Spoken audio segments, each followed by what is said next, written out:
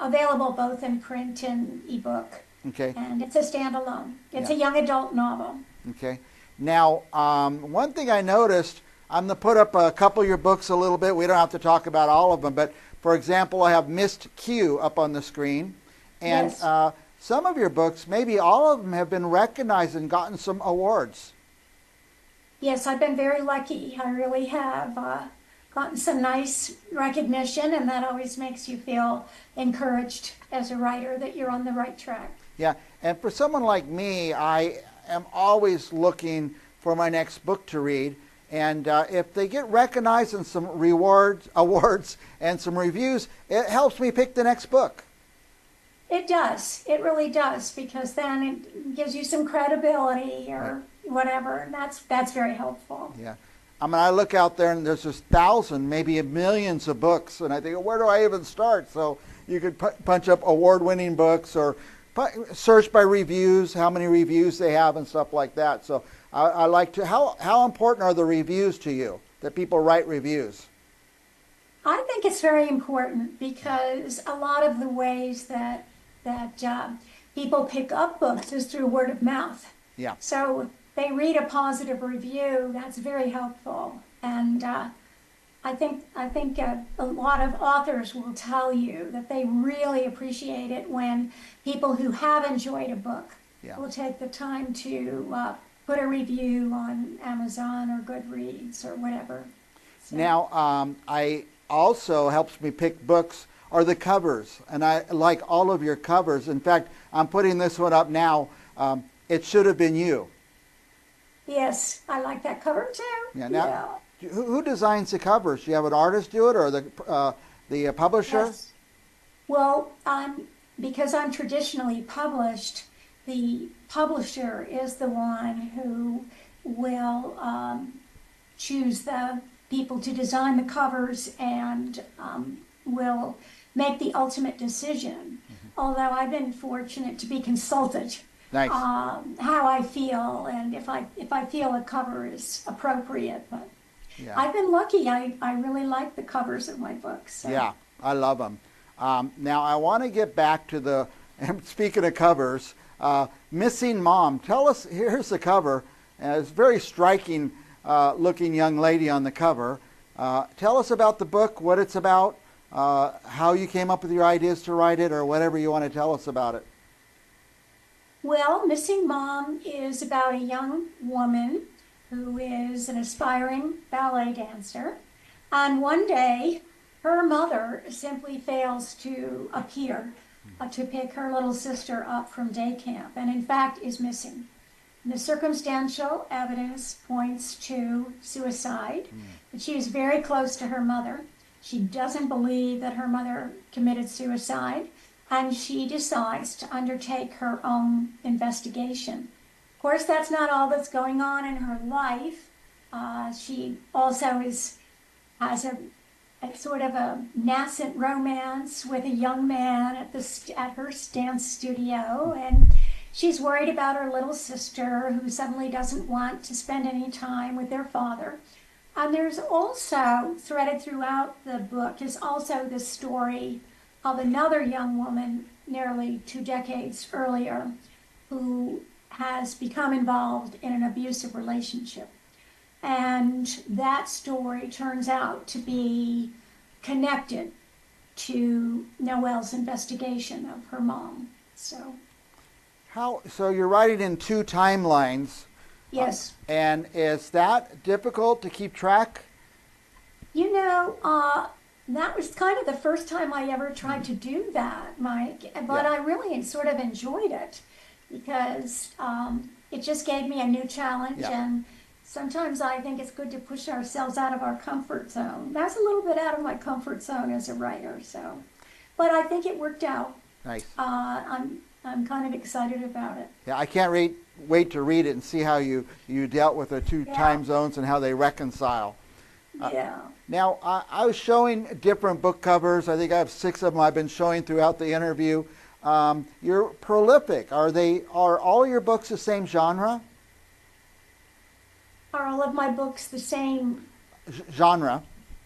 Well, Most of them are for young adults. Now, Oh. this last one that Miss Q was my debut adult mystery. Mm-hmm. And I'm now actually writing a sequel to that one called Death in the End Zone.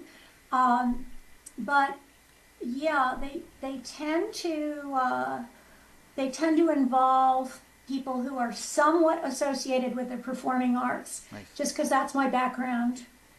And a lot of them also are about families that are leave some wounds and some issues, Yeah. and that sometimes follow people all the way into adulthood. Mm-hmm. And so a lot of them, I think, are about maturing and learning to discover one's own identity.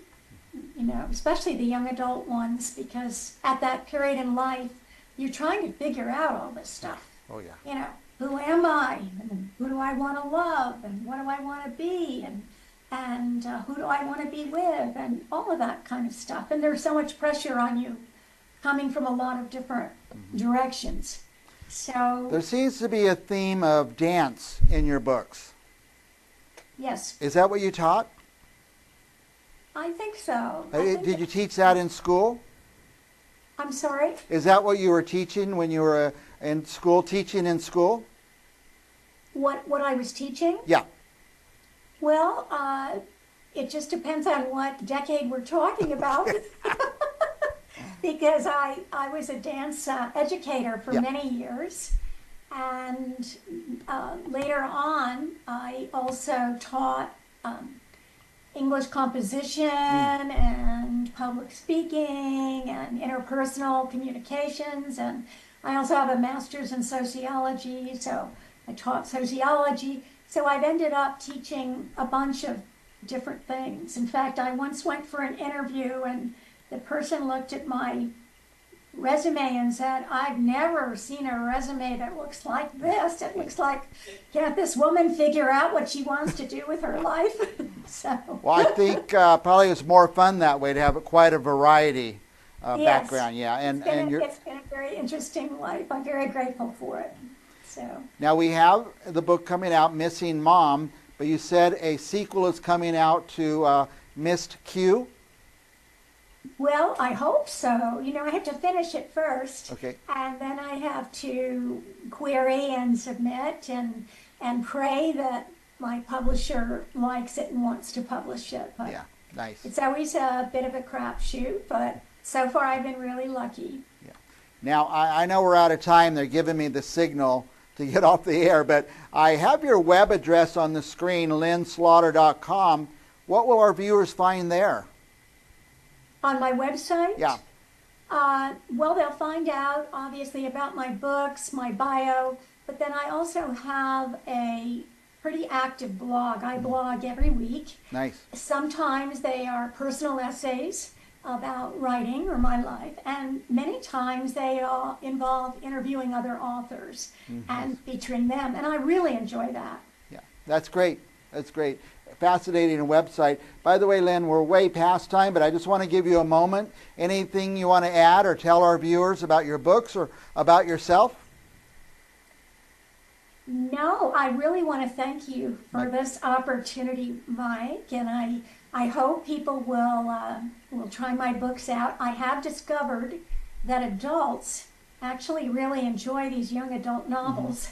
Okay. And in fact, over half the people buying young adult books are actually adults. Yeah. And the majority of them are buying them for themselves. I do think that the whole, our adolescent years are very significant in our lives. And people enjoy reading about that period. Yeah, and I don't want to kid anybody. I love to read young adult books, and I really enjoy them. So, Good.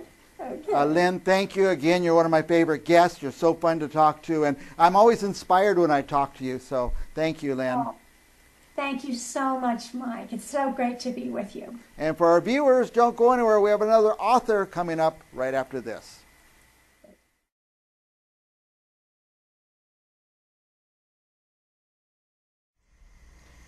Welcome back to Central Valley Talk, where we celebrate what's going on in the Central Valley, good things that are going on, and there's so many of them happening.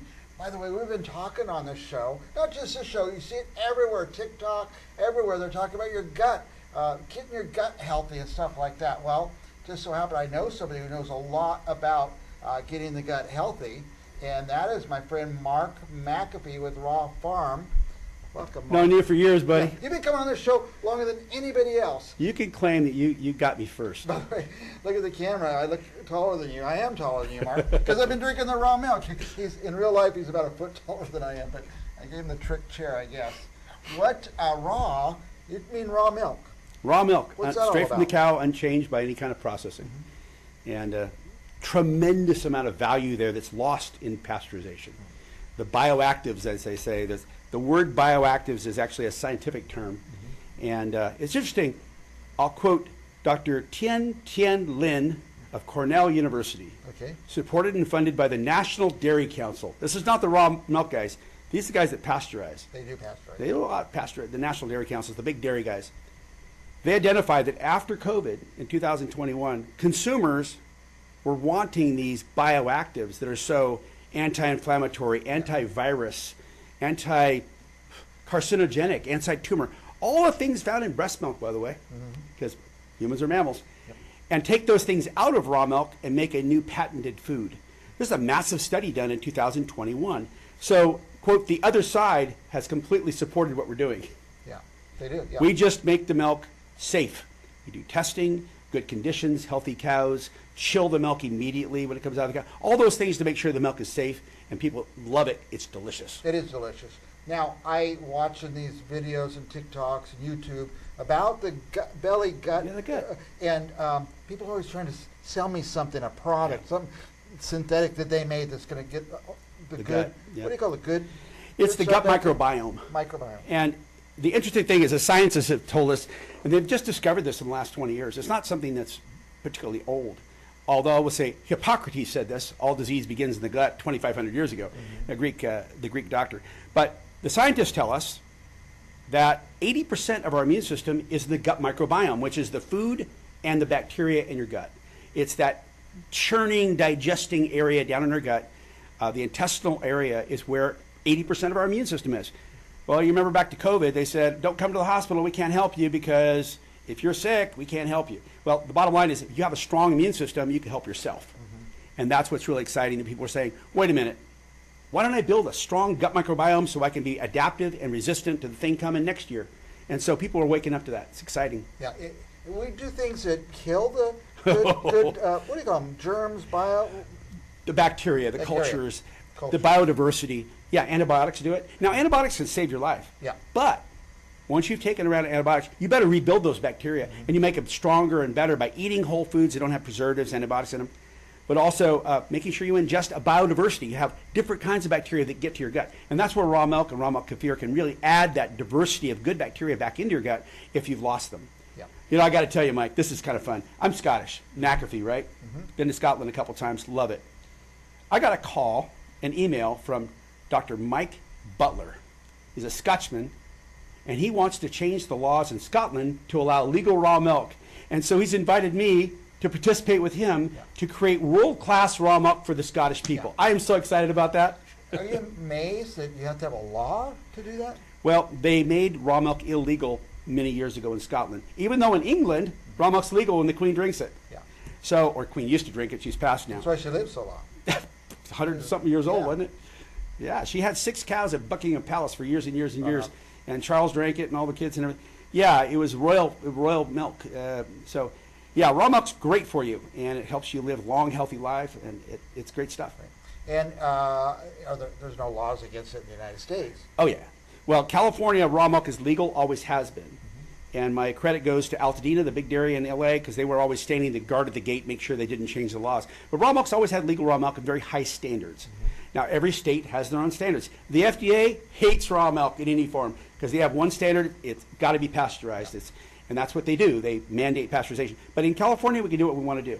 Arizona has similar laws to California. The state of Washington does. Idaho has legal raw milk. Pennsylvania has legal raw milk. and Connecticut and Maine have legal raw milk. But anyway, it's a patchwork puzzle of state by state. In California, it's legal. Completely, 100%. And by the way, it's just the most natural thing in the world. It's Been not around for like, about 15,000 not like you're years. doctoring with it or something. It just comes out of the cow. You cool it quickly, Yep. and then you sell it to the.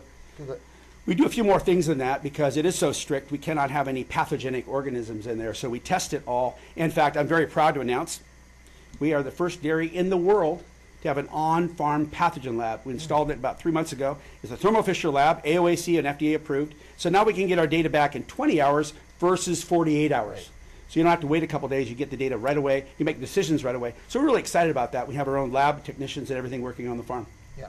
Now, it's natural. It's really good for you. It gets the gut. Why did they start pasteurizing? Well, let's talk about that. Yeah.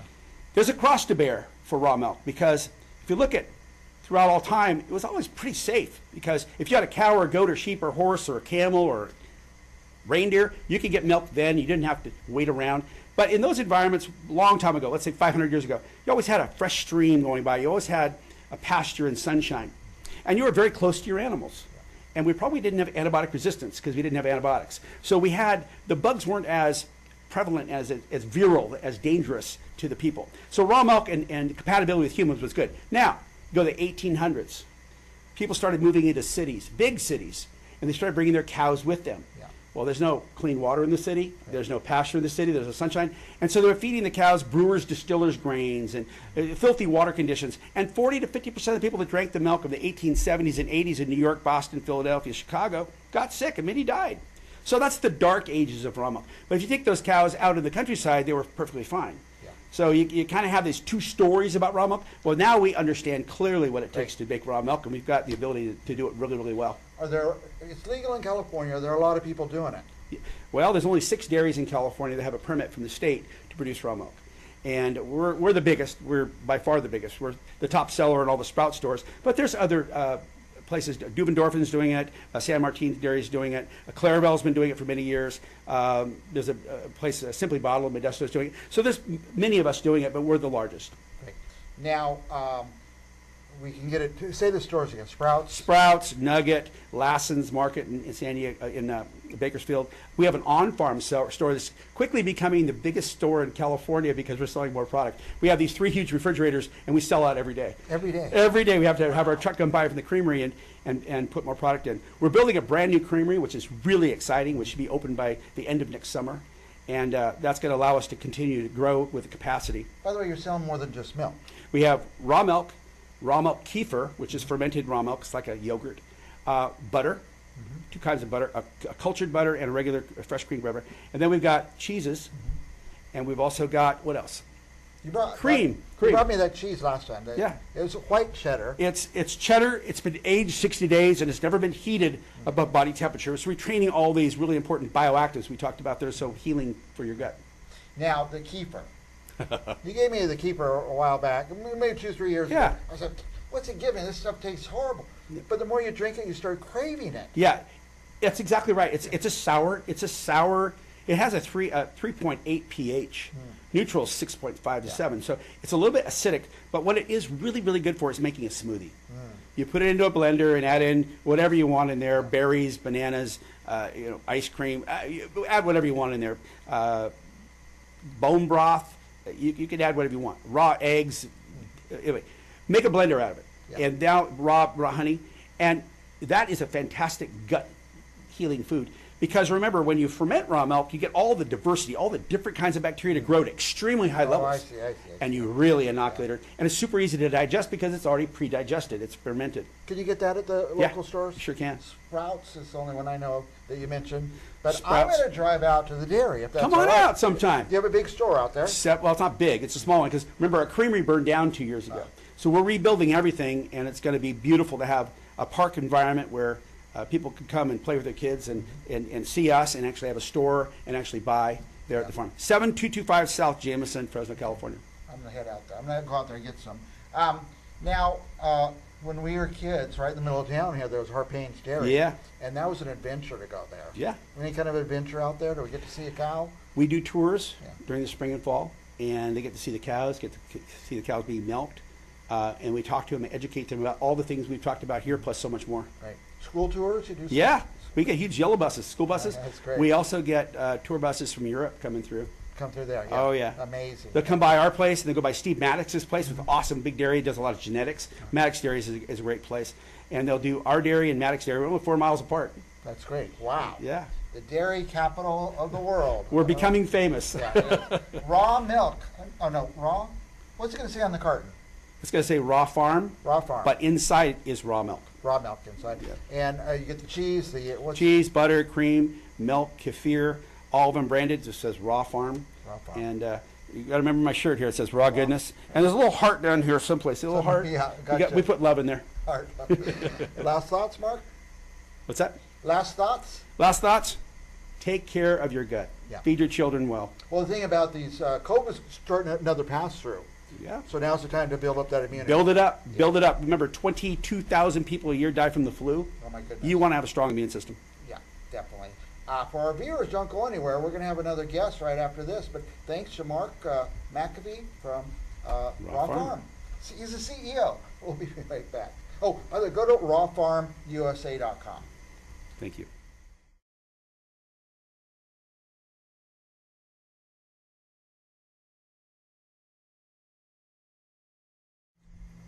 Welcome back to Central Valley Talk. This is a real estate and home improvement show, and we've been having experts on all week long about how to maintain your home, how do you hire a roofer, who's a good solar company to call. We get a lot of questions on swimming pools and spas. Who do you turn to repair them and to maintain them? So we've asked an expert to come on the show today in pools and spas, Mike Yes. Alexander, Frog's Pool Service and Spa Repair. Yes. Yeah, and a lot of people have a pool guy comes and throws some chlorine in, but sooner or later something's going to go wrong with that pool or the spa. Yeah, the first thing that differentiates me maybe from other pool guys is that a lot of pool guys have 22 pools in a day, so they're able to spend 5 minutes at your pool. My philosophy has always been I'm not going for the quantity, I'm going for quality. There's a lot of little things that you look at as a pool guy. Say you're doing the pool, but you also need to check the equipment from time to time to make sure that everything's working properly. And if there's a small problem, if you don't catch it, it becomes a large problem. And what I try to do is I try to make sure that we don't have large problems. Now we, like you say, my guy would just throw the chlorine in. He never checked the equipment. He never turned it on or tested. Should you have a yearly maintenance or monthly maintenance on your equipment? Well, that's part of the thing is that it can develop. Let's say if your pump has a leak at the seal, if you don't get that fixed quickly, that can actually take out the motor, and repair that would have been $150 to $200 now becomes a $700 repair, which is why a whole new thing, huh? which is why I stress taking the time to Take the time check to it a lot. What's the biggest thing? Do people call you? It's always an emergency? Sometimes I get calls where it's things that I don't do construction. There are certain things that I won't do, and if I feel that I'm not qualified, I will find someone who Get is. someone in That's there who one. is, That's yeah. one of my other policies that I've had a long-standing opinion on. You've got a network of people that you know their Yeah. stuff and who you can trust to do things. So, do you have room for more customers? A little bit of room, yeah. I've got Fridays and Mondays, and then Tuesday, Wednesday, Thursday is reserved more for pool repair and spa repair. Pool pump installation, filter cleans. I specialize in spa equipment and repair and in portable spas. I've been doing that for, probably about 30 of my 34 years in the pool and spa industry. And I also do automatic pool covers. You don't find that many of those here in the valley, but they're more and more on newer pools. You're seeing them installed. Yeah, tell us what that would entail. It just automatically rolls out over the pool? Yeah. There's a couple of different companies, like 3 or 4 companies, that will manufacture those, and you either turn a key or you press a code into a box, and the cover will slowly glide across the pool. You can either install that as the pool's being built, but they also do make systems that you can install after the fact. Okay. And that depends on the pool. If it's a kidney-shaped pool, some of those you can, some of those you can't. but they're really neat, especially if you are liking to swim a little longer during the summer, because what a pool cover does is it keeps evaporation down, and evaporation is one of the big factors in heat loss. And also, when you cover your pool, because you don't have evaporation and because you don't have the sunlight hitting the water, which is one of the things that really takes out chlorine, your chemicals last in the pool longer. Huh, I'll be darned. And it keeps it cleaner. Yeah, and it Some keeps it people clean. have, it's impossible to keep their pool leaves and stuff out of their Yeah. pool, so that'd be nice. And do you install those? I can, yes. Okay, good. And that depends on the pool. You know, there are some pools where the shapes are so weird, or they have shelves or water features where Yeah, they cut it right into just the makes pool, it yeah. impossible to install those. But it can be an option for some. I have a customer up in Oakhurst who had a pool built, and I really stress, hey, you should get a pool cover for this. Mhm. You're building the pool. It's a small pool. You've got some trees around here, and he calls me, and not all the time. I was going to say all the time, but that would be hyperbole. But he calls me and says, hey, thanks for recommending that. It makes my pool better. What's the big thing? What's the thing that happens the most to pools and when they need a repair? Well, repair-wise is usually going to be the main pump, the main filter pump, and you're seeing most of those now. They used to have single-speed pumps, but most of them now are variable-speed pumps, either made by Pentair, Hayward, Jandy. There's Waterway too, and those are nice because they actually last longer. They spin slower for part of their cycle. You know, Is it different than 20 years ago in the pool industry? Yeah. Been a lot of I was changes? skeptical. I was skeptical of them when they first came out back in the mid 2000s, 2006, 2007. And as I've seen them more, you know, it's rare to go in the backyard now where it doesn't have a variable speed pump. But they are great, and they also save you money on your electric bill. Oh. Old pumps used to spin at 3,450 RPMs all the time. These pumps, you'll program it to maybe spin that fast, maybe a little slower for a couple hours, and then for the rest of the day, it's spinning at half that. And You don't that's need not that. an equation where you're using half electricity. You're actually using less because it's a sliding scale, and they're really neat. They're really nice. Can you turn them off? Can you set your pool pump to turn off at 4 o'clock? Because electricity goes up at Oh 4 yeah, o'clock. A lot of my pools, people have installed solar, so it doesn't matter as much. But I do have a few pools that the customer specifically said, "Hey, can you make sure this doesn't go on after 4 o'clock?" 4 o'clock, that's right. Now, how should people reach you? If they're watching, they say, I need some help, or I need a repair, or I just need a regular guy to come and take care of stuff. The best way to call me is to call. I've got two numbers. One is my local number, which is 559-912-4357. I knew I was going to. It's on the screen. Yeah, it's on the screen. Hold on. 4357. Hold on. I can't read with my glasses. And I wrote it down to make sure I'd get it right, which I just got it wrong. And All right. what's the other number? So- The 888 number. Yeah, 888-895-3065, and I'll repeat the local again, 559-912-4357. And is 888 an actual 800 number? Yeah. Oh, so So it toll-free? is toll free. Of course, hopefully, he's only going to do pools in this area. Oh You're not no, gonna go to I do Montana? pools. Well, not Montana. That's a little out of my range. You know, the trip charge on that Yep. one would be a little exuberant. But I will do pools in this area as far as pool service, but my spa repair and automatic pool cover installation repair will go throughout the valley and even on the coast. You travel to do Yeah, that. I had Yeah. been working on the coast for 5 years, doing nothing but installing automatic pool covers in It's nice. poor areas like Carmel Valley and Yeah. Pebble Beach. You know, Do these pictures show anything? I guess there's a pool. These people have solar. yeah, that's a pool that I've had for many years. They've been a customer of mine for many years. They actually have a water solar system. So they in the summer we turn that on and they heat their pool It heats that their way. pool. Wow. Yeah. And amazing. My pool was never that crisp and clean. You actually doing some work, it looks Yeah. like. And I shot that with my drone. I love drones. Oh, you have a drone? Oh yeah. Oh yeah. Very nice. Pool cleaner with a drone. Pool service, spa repair with a drone. You'd be surprised how common that is. Is that right? Oh yeah. Yeah. What, we're running out of time. What else do you want our viewers to know about you, their service, their pool? I'm dependable. I show up when I say I am. If there's a problem, the thing with pool service and spa repair is that, especially as you get later in the day, there are jobs where you think it's going to be an hour or an hour and a half, and then you're still at the job 3 hours later. I do make sure, and I call my customers if there's a problem, if there's a time conflict, and resolve it. I have had 34 years of experience in this business, and I never say that I've seen it all, because you always run into something that you haven't seen. Yeah. If there's questions, if I don't know something, and Happens, it's yeah. impossible that you can. I'll call one of the tech guys at one of the major companies, the manufacturer, and say, "Hey, I've got this thing. I've never seen this before.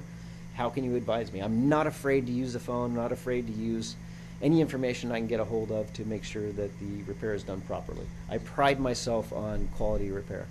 So if someone's watching, they say, I need somebody to just come maintain my pool, maintain my equipment. They call you, what happens? I set up a time and date where the customer can be there, where I can evaluate their pool, evaluate the pool, evaluate the equipment, recommend things that I see right away that, hey, this is going to hamper the quality of the service, the quality of your pool. If you don't have good equipment, say if your filter's really old and there's calcium buildup on the grids, on the filter grids or the filter cartridge, it's not going to filter properly, and the pool is more likely to turn green or yellow at some point. Sounds like just a matter of time before everybody has that problem. Yeah. Yeah, so. During COVID, it was a real challenge because we had challenges getting chlorine. The manufacturers had some serious issues actually getting chlorine to us, and we had to switch to a different chlorine, different types of chlorine, and yeah, that became an issue, but that's pretty much done now. So. Very good. Hey, call Mike Alexander, and if you don't write it down, I'll keep his number on my desk here at Central Valley Talk. Call me, I'll give you his direct number, but call him at 559-912-4357 or 888-895-3065. Thank you, Mike. Thank you. It's great seeing you again. Expert on pools right here, Mike Alexander. Stick around because we've got another guest coming up right after this.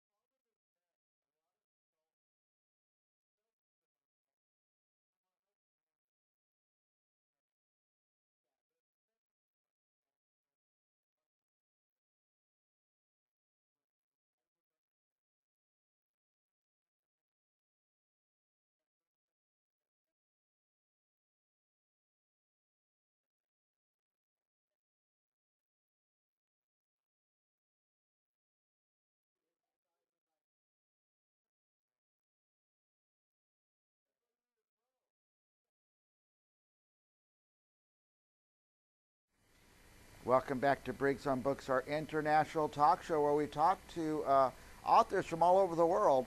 Are you looking for the next book to put in your pile and your stack? Check this out, Elephant Safari by Peter Riva. By the way, before Peter even comes on the show, I'm going to tell you he's probably the most interesting guest we've ever had. Let me see if I can find him and click him in here. There he is. Welcome, Peter. Hey, hello, Mike. How are you? Hate to put you on the spot. The most interesting guest we've ever had. Wow. And by the way, just before we talk about anything, here's Peter's latest book, Elephant Safari. But tell us first a little bit about your life. I was born in Manhattan in 1950, and I grew up in that wonderful decade in Manhattan. And then I went to boarding school in Switzerland and got to know 60 some odd other nationalities in the foreign boarding school. And it made me sort of a citizen of the world more than anything else. I love living in America, but I've traveled pretty extensively all my life. I've produced television and um, special features and sometimes movies. I spent a lot of time in Africa, first time when I was 16, and been going back, except for this decade, fairly reasonably often. When I first came to where I live now in southwest New Mexico, it so reminded me of the Ngong Hills in East Africa that I fell in love with it here, and that's where we planted. Wow. Something about the space program too. Yeah, in the early 80s, I did a program with the help of Arthur C. Clarke and Ansel Adams, a photographer. I convinced Teddy Kennedy to get NASA to let me have access to the frozen flight footage, images taken by the astronauts in space, and we found 175,000 images that had never been shown before. And we did a book called Sightseeing a Space Panorama. We did exhibits at the Air and Space Museum. In fact, as an art exhibit, it is the most um, publicly seen art exhibit ever because it's still touring since 1985. It's really quite remarkable when you see the original images. You know, the thing that was really interesting about it is we discovered that the cover of Life magazine of the first images from the moon was a sixth generation dupe, and it was so fuzzy that you couldn't tell anything. When we saw the original flight footage, you could see the stitching on the uniforms from 500 yards away because there's no air. And in fact, people who say we never went to the moon and all that, I had photographs that proved Yeah. if there's no air, there's no distortion. You could see every grain of sand in these photographs. It's absolutely astounding. Now, did you say you met Ansel Adams?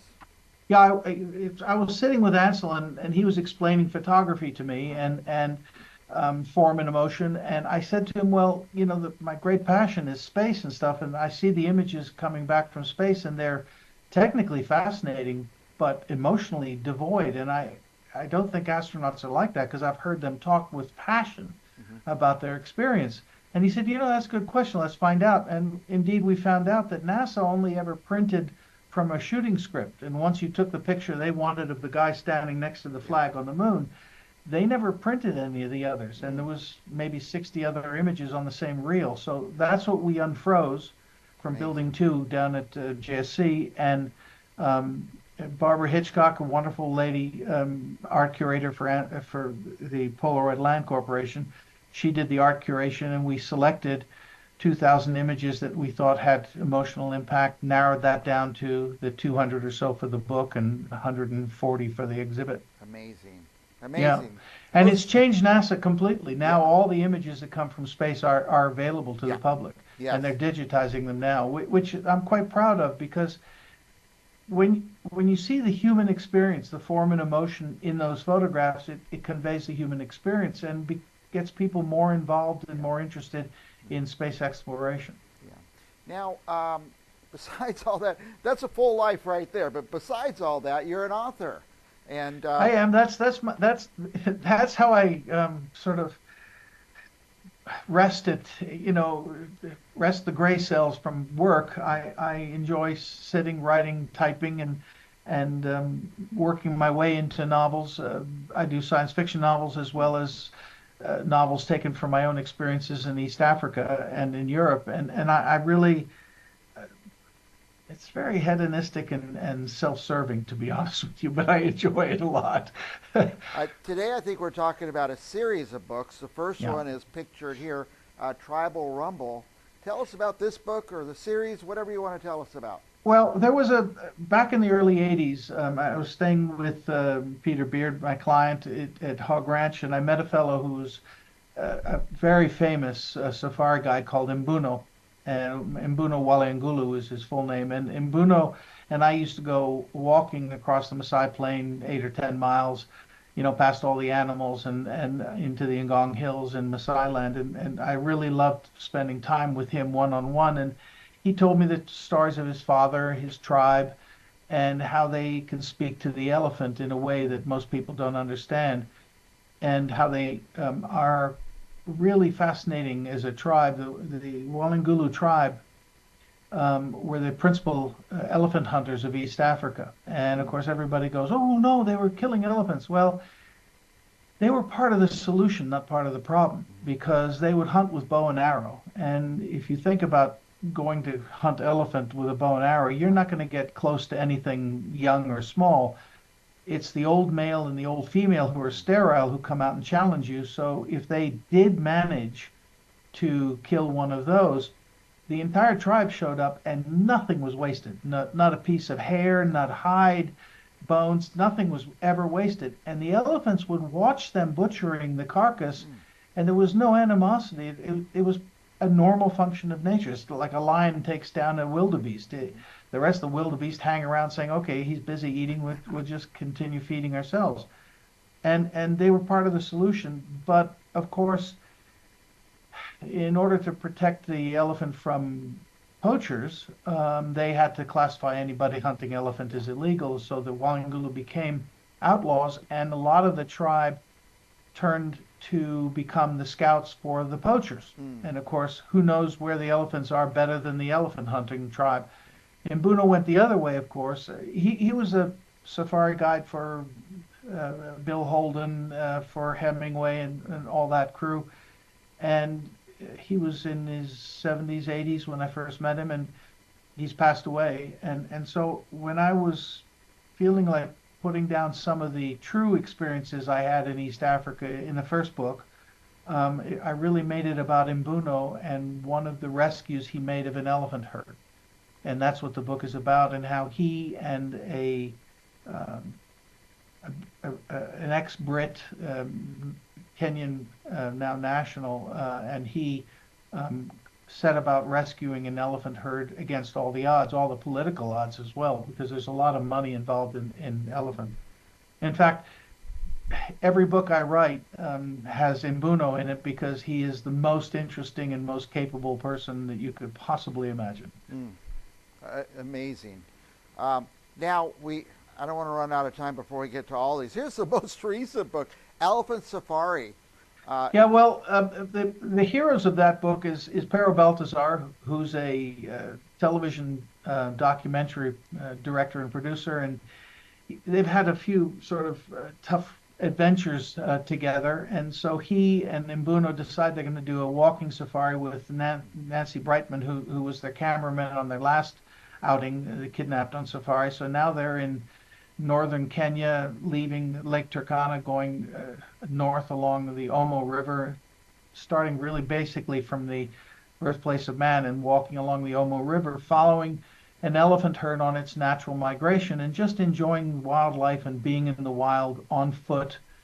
You know, a foot safari means that you experience the odors, the smells, the dust, the insects, nothing goes by quickly. You know, a lot of people go on safari and they sit in vehicles and everything goes by really quick, and they say, oh, I think I saw it. No, if you're on foot, you see it.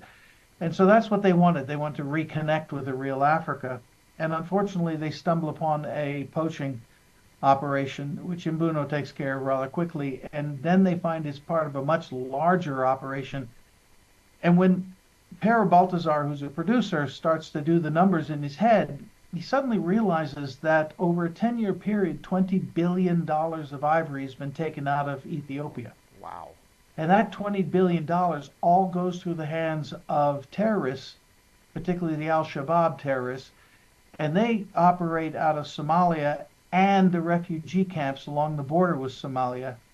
And there's corruption and terrorism involved, and the Iranians are involved, and the really some terrible people in the Chinese gangs. And Pero's feeling, because he has contacts within the CIA and the State Department, and they're sort of annoyed at him sticking his nose into it, but he agrees to sort of proceed to find out who these people are and what they're doing. And Mbuno's motive is to just exterminate them because he considers anybody butchering elephants are vermin. So he has no moral equivalency here. He just wants to exterminate them. But he goes along, and I won't spoil the whole story, but it's really about uncovering the corruption and the links and everything else, which they solve, and in their inimitable fashion, because Mbuno is so capable. And Pero is rather handy himself. He's got capabilities. He relies on Mbuno for guidance and his own reluctant bravery. And so the two of them thwart the terrorist cells once again. And now I guess that we're going to get a feel for what you experienced when you were in Africa. Yeah, it's all about connecting with the land. That's why I now live in southwest New Mexico. The edge of my property here abuts the Gila Wilderness, which is 3.5 million acres, and I have bear, coyote, wolf, rattlesnakes. 1/3 of all the bird species in North America come through here, elk, deer, and so on. And you just know that this is Apache territory, and I'm reconnecting with the land here. When you're in Africa, that's what you should do too. You should connect with the land and know what it's really like. People don't understand the importance of elephant in Africa. It's not just because they're majestic, wonderful creatures. Yeah. Elephants really made Africa. They eat something here, the seeds they're dropped there, and the pathways and the intelligence of the elephant on where to migrate, when to migrate. All the other all the other animals follow the elephant. Yeah. They do depend on the elephant's intelligence and guidance for how to proceed. Elephants will tell you if there's a lightning strike, a bushfire, hours before you would know it's anywhere around.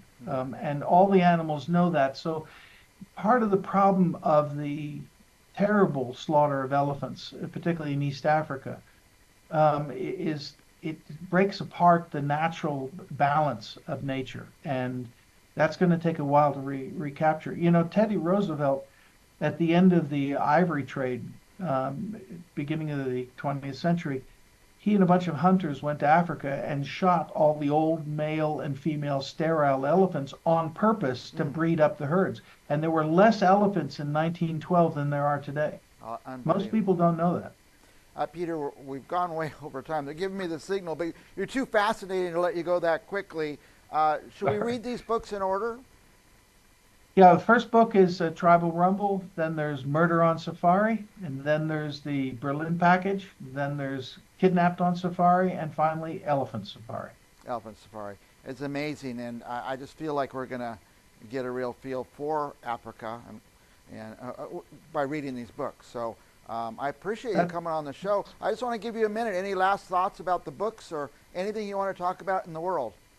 Well, I really want people to understand that the world is a wonderful place, and that my books, I try and convey the feeling of being there and sharing Africa. A lot of little details, you know, between the fruit that's on the tree and the way insects become food for eagles.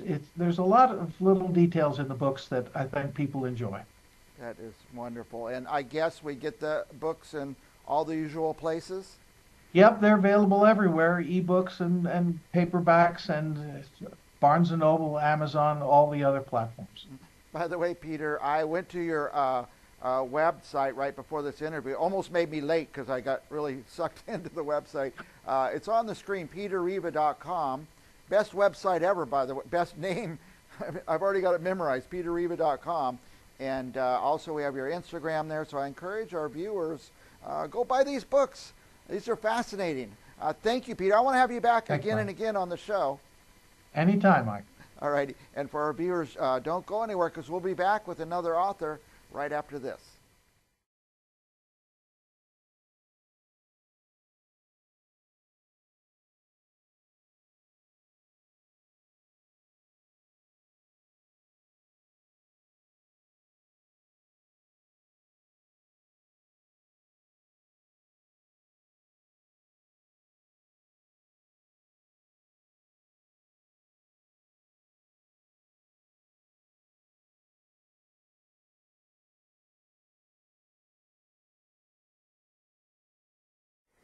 Hello, this is Hope Roski with Business Arts Events, and today we are going to be talking in the business world, but we're also going to be talking about wellness. I'd like to introduce to the show Rowena Banks. Welcome to the show, Rowena. Hi, thank you so much for having me. It is so great to have you. You are a master certified health coach, and I tell you what, today health coaches, if there are any time that are in the need, they are in the need today, for so many reasons, especially in the workplace. Rowena, tell me a little bit about your business and what you have to offer to HR. Well, so we offer custom apps for the HR department, and so they're client branded, apps for the HR department, and they can have whatever features that they would like that benefit their employees. And in addition to that, we offer a wellness hub. And the wellness hub is where I come in, and I offer live health coaching sessions 4 days a week, and I vary the time, so whatever works for people. Sure. And in addition to that, we have some educational videos, and we have an e-platform where it's more one-on-one coaching, like a course, and so there's 3 different options to choose from there. There's families, there's pregnancy, and there's prime timers, which is basically, they say 30 and up. So that's the part that I do. Well, one of the things that I'm really curious about is when we talk about wellness, because that's such a broad spectrum, what are some things that you really touch upon in the wellness area?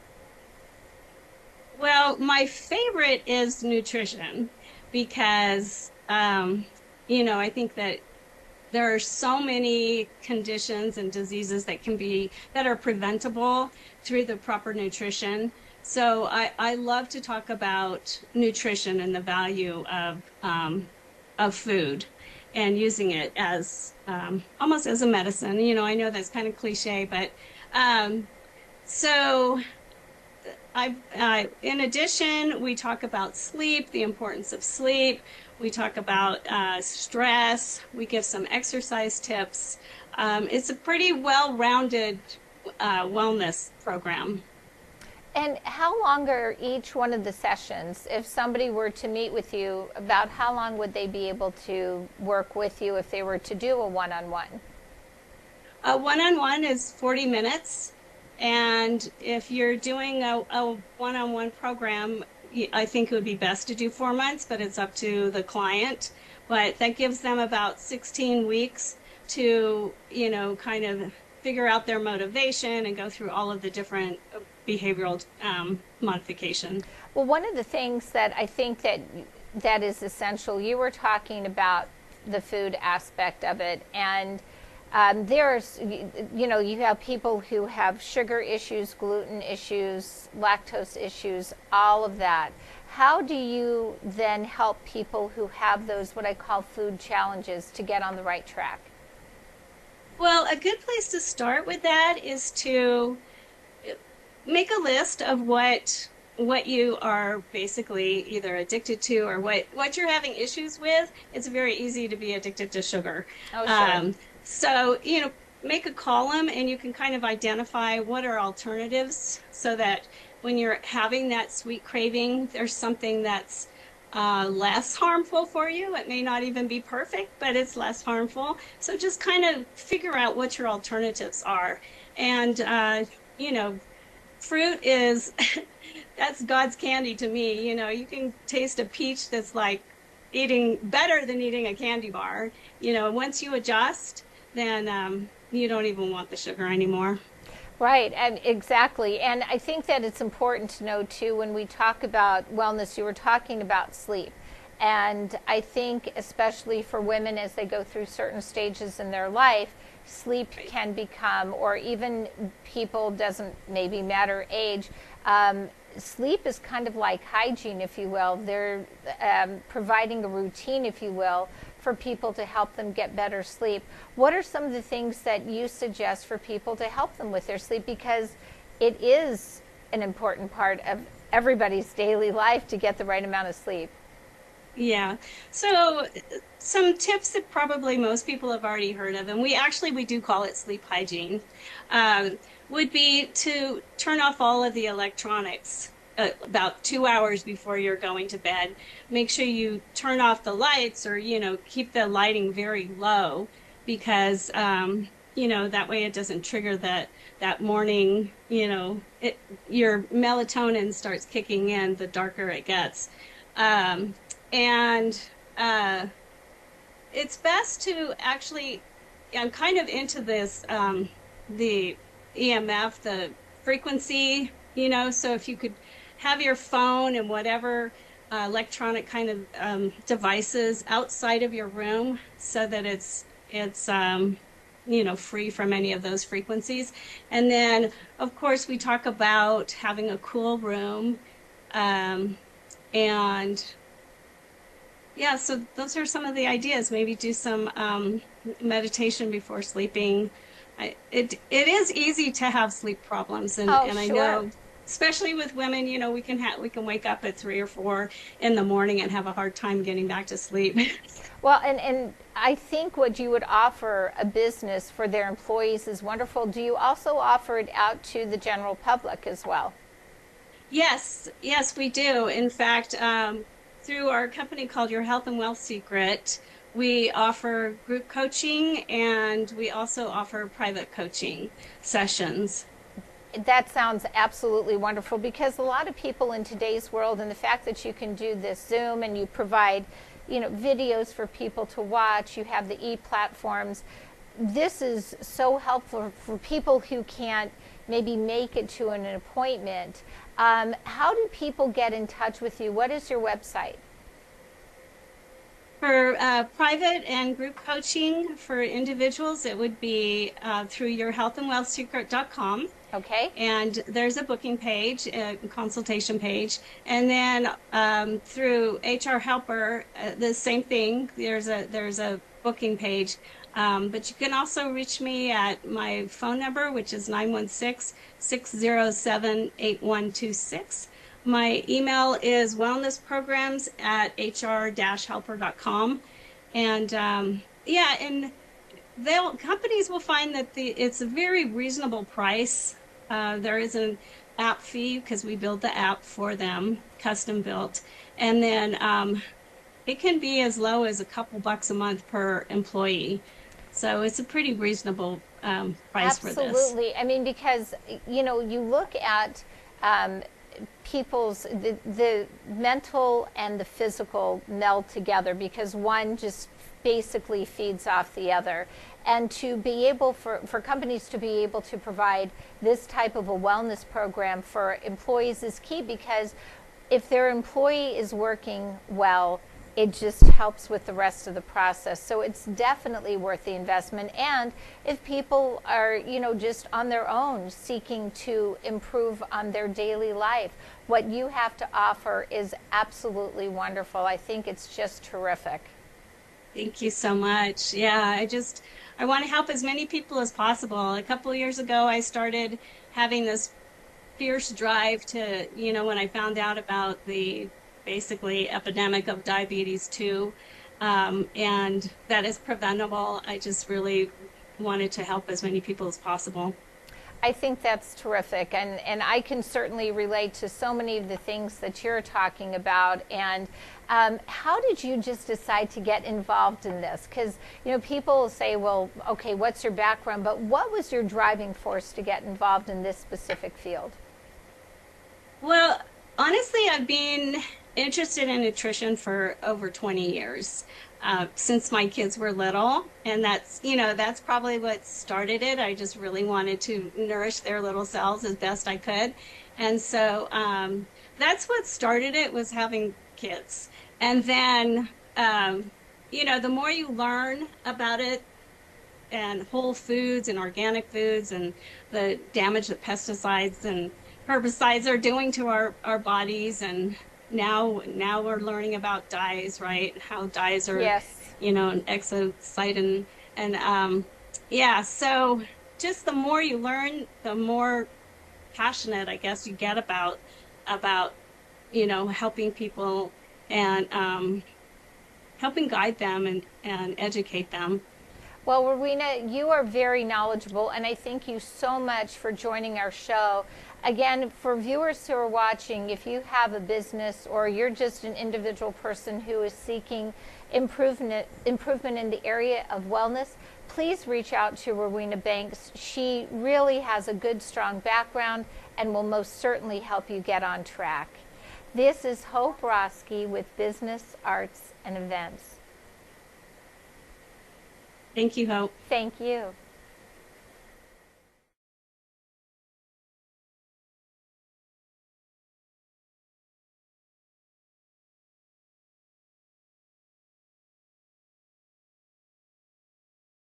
Hello, this is Hope Roski with Business Arts and Events. Well, do you like pets? I sure do. Especially, these little fur babies, the dogs. Let's talk about them today. I'd like to introduce my special guest today. Her name is Teresa Toloyan. Teresa, welcome to the show. Oh, thank you. Thank you for having me today. Yeah, I'm so glad you're here. Well, you have a special dog treat, and it's all natural, and it's great for all types of dogs, which is wonderful. And what I love in this bag, this is called your business, Luigi's Barkery, which is so cute. Not bakery, but barkery. Barkery. And you make special dog treats. So how did you even come up with this idea? So a few years ago, my dogs, I noticed that they just weren't, they were lethargic, they weren't, like their coats were kind of dull. So I had kept getting this idea that I wanted to make these dog cookies from all natural people ingredients. Oh. And okay. so I ended up consulting a food scientist, and her and I together came up with these ingredients for my cookies. All right, so you were talking about ingredients and something that humans can obviously have too. So what are some of the things that are in your dog treats? So in my dog treats, there's applesauce, there's bananas, there's pumpkin, there's peanut butter. I use oat flour, vitamin E oil, honey, and cinnamon. Wow, that does, it can be good for people. And people can eat, as long as you don't have a peanut allergy, wow. Humans can eat them too. Oh my goodness. Okay, well that's good. That's interesting to know. So do you do this out of your home or at a certain type of kitchen, or how do you create these I do treats? these out of my home. I'm in Clovis, California. Okay, and so if people are interested in getting these for their dogs for the holidays, can they reach out to you to ship out? And if so, how far do you ship? I ship pretty much all over. Okay. I do deliver between Fresno and Clovis, that's free delivery. great. Yes. That's and then super. they can reach me if they want to order any cookies. It's 559-341-093 is my cell phone, and that's how they can reach me. Okay, so with that being said, I know that you have 3 different sizes, Yes. and each one looks a little bit different. Can you tell the viewers about the different sizes and what they look like? So if you have a small dog, like a tiny poodle or a Yorkie, I have small, very small cookies, and then medium size would be like a beagle or a pug, and then a larger cookie would be for, let's say, a German Shepherd or... Right. Now, I know for like the little toy poodles, they're really cute. They're like a paw print, which is just like, it's so adorable. And for the medium-sized dogs, you have like the dog bone. It looks like a dog bone. Yes. And then the bone enlarges once you get Yes. to those bigger dogs like a German Shepherd.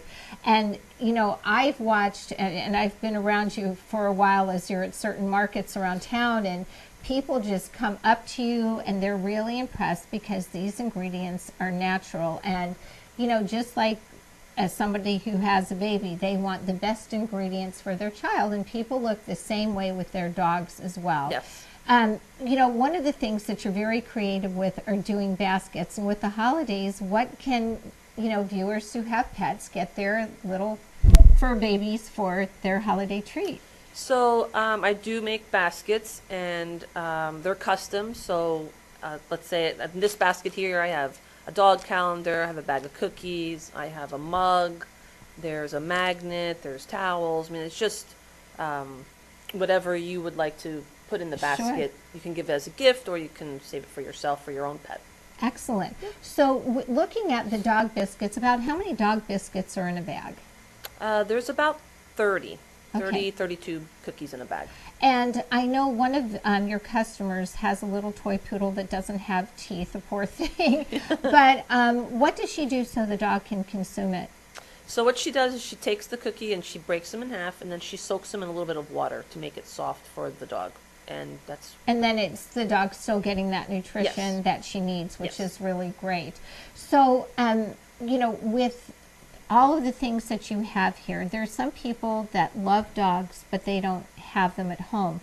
What I like is you also give back. Can you tell the viewers how you give back to what I would call like pet programs in our community? Yes.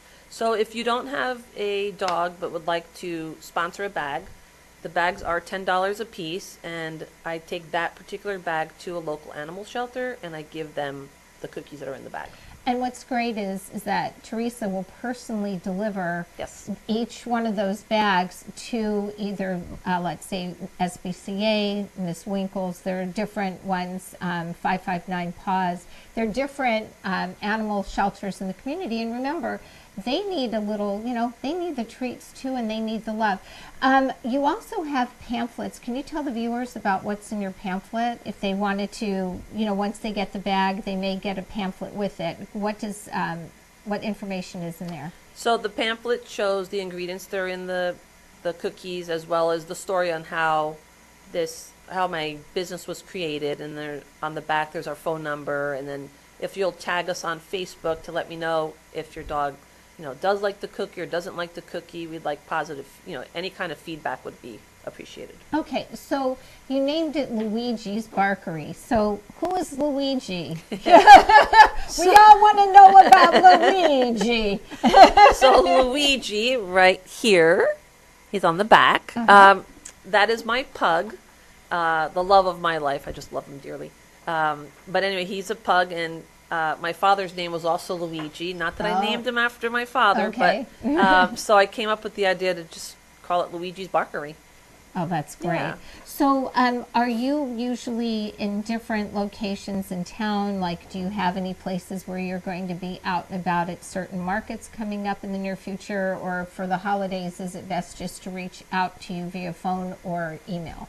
Probably best to reach out either email or phone. Okay, great. And can you let the viewers know what that is, please? So my phone number is 559-341-0933, and then my email is teresa.delesio@yahoo.com.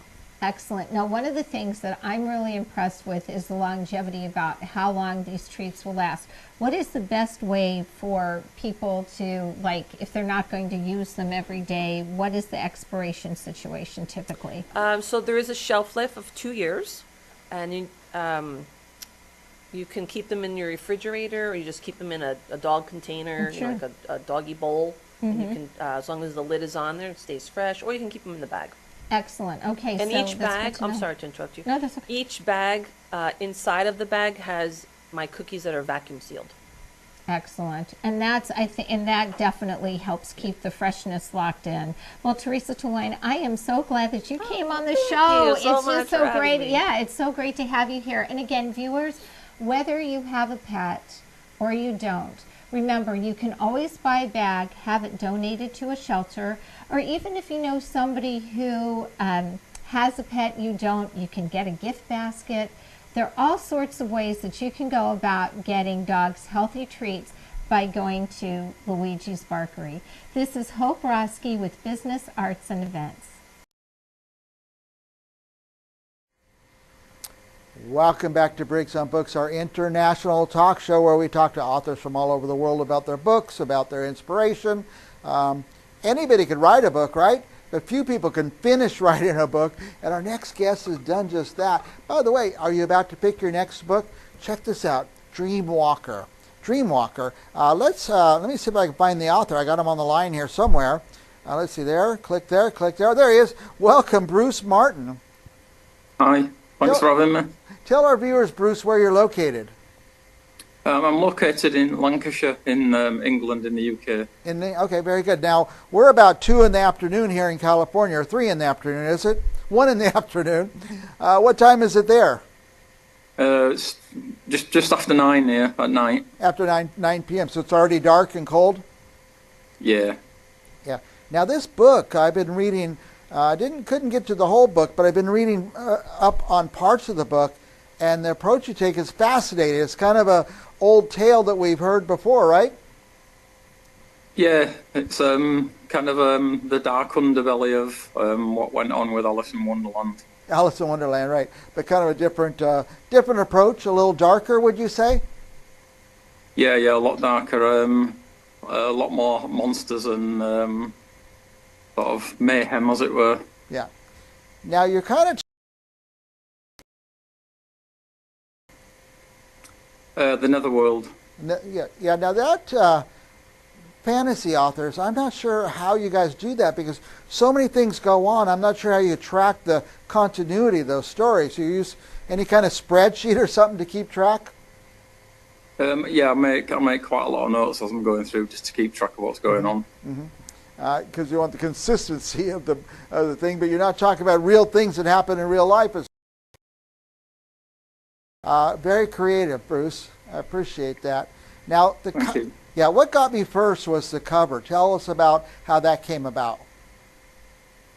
I definitely didn't want a cover that just blended in with all the other covers on the shelves. I approached an artist from America called Holly Denham to do it for me. Yeah. And she just nailed it. She did a brilliant job. Now, I guess these are what the creatures we see on the cover are some of those that Alice might come in contact with? Yeah, they're definitely some that Alice comes into contact with. Yeah, because it's a really striking cover. It sucks me right in, so I got to figure out what that's all about. Now, you want to tell us a little bit about the story without spoiling it? Yeah, it's set around a young lady called Alison. She gets thrust into a world that she doesn't know through no fault of her own, and then has to weave her way through that world, meeting different people and mythical creatures and such like along the way, just to try and work out what's going on. And then as it progresses, she finds out that not only has she got to try and get out of that world, she's got to try and save it as well. Bruce, who's going to like to read this kind of book? Who likes this genre? Anybody really. It's mainly sort of a cross between fantasy and horror. And it's a young adult book. It's the first in a series. But there's a lot of adults that have read it so far, and they've loved it as well. Yeah. So I think, I asked who would read this book, but this is one of the most popular genres out there right now. It's going to appeal to an awful lot of people. yeah, hopefully it is a popular genre. Yeah. And when did you finish writing it? Probably about 18 months ago. Was it one of these COVID books that you wrote during COVID? No, it was after COVID. After COVID, yeah. It's the writing process is quite a lot longer than you realise. Yeah. Now, you wrote the book. It's a long write, like you said. You get to the end, and then what happened? You had to figure out how to get it published. Yeah, I just sent a lot of letters out to a lot of companies and hoped to get something picked up, and I did, luckily. Yeah, you did. So you found a publisher. They got it out there for you. Now, but before we go too far, where can we buy the book?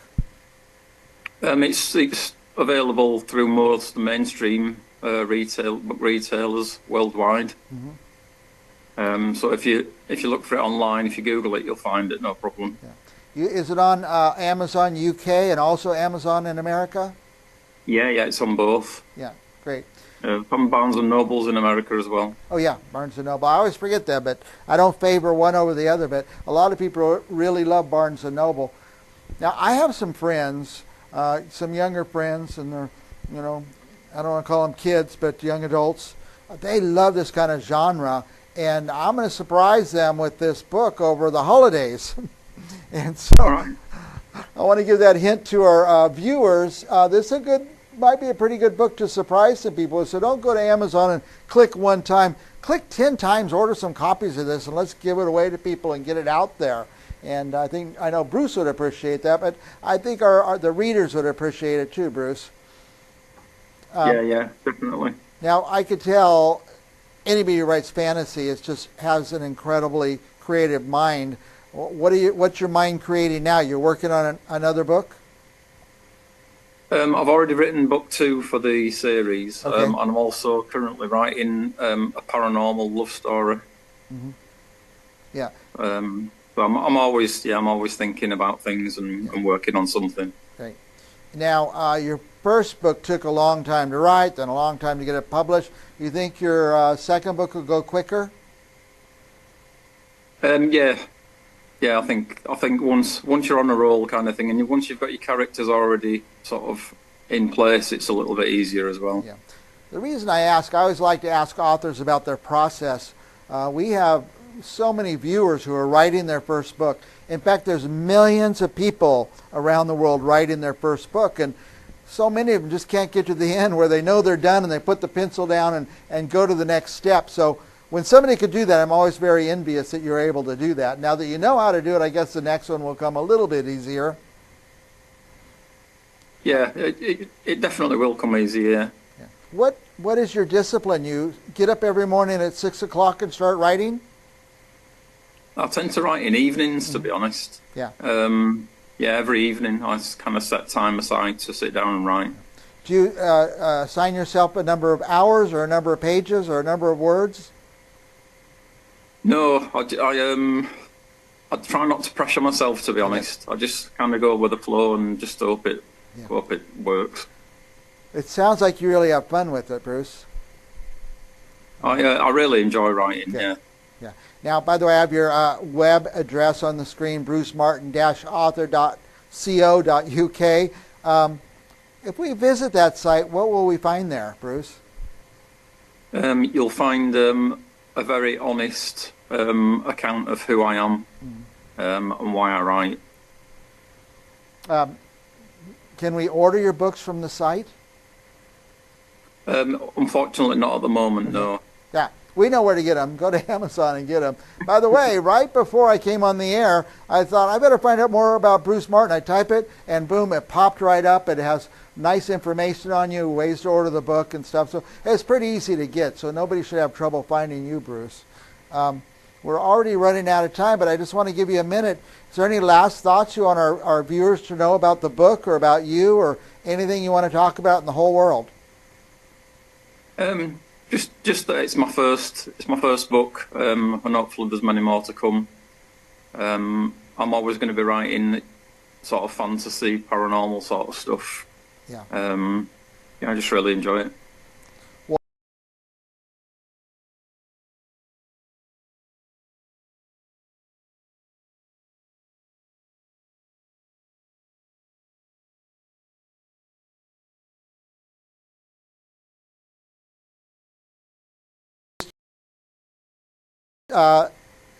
Say again, where are you, Lincoln?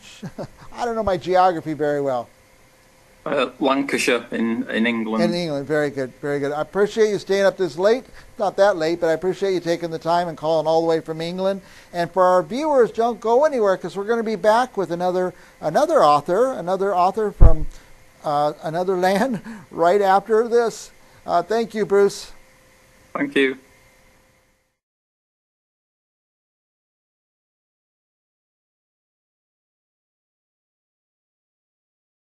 Live. Welcome back to Briggs on Books, where we've been talking to people from all over the world about their books, their process, their inspiration, and big questions. I know a lot of you watching are writing your first book and can't seem to quite finish. What do you do when you finish? You got to figure out how to get it published. Our next guest has done it. He's done it several times, so we're going to find out from him. By the way, if you're getting ready to pick the next book you're going to read, you're going to want to check out these Stoker series by the author is Todd Benjamin. I have him here somewhere. Let me see if I can find him. There he is. Welcome, Todd. Hello, Bob. Welcome to everybody. Mike Briggs. It's all right. Hey, Sorry, Mike. Todd, you have had an interesting life. You were born at a very interesting time. Came into this world in, I think, what, 1936? That's right. Tell us a little bit about that. Just before the war. Just before the war, yeah. Tell us a little bit about that. Your birth and upbringing and stuff like that. My parents were, my mother was the child of first generation in this country from Polish parents. And my father was, they were both Jewish, but my father his family had been in the country for a couple of centuries. But they struggled. They didn't have much. And my father went away to fight the war. Wow. So my mother was left with two boys. Now what to live through the Blitz. Now you're in England, the UK. Where did you live during the war? In London, Oh, in right in the London. middle of it. So you remember bombing or things like that? Yes, indeed. Yeah, wow. The house I was born in, we moved out the week before the war started. We moved it 20 miles out of town. Mm-hmm. When I went back to look at the house a year later, it wasn't there. It was just a Amazing. hole. Amazing. By the way, you're the first person I've talked to that in my 18 years of doing the show that was in London during the war. It's amazing. Yeah. Now your books. Let's just jump into the first one here. Is it Charles and Charlie? Charles and Charlie was the first of that trilogy. Tell us a little It bit was, in about fact, that. my second book. Tell us about Charles and Charlie. Charles and Charlie, I thought of the idea. It was my second novel, actually. Mm-hmm. I'd written a book about when I was a young man, but not about me, about fiction. Mm-hmm. And one of the characters intrigued me because I realized I hadn't said enough about him.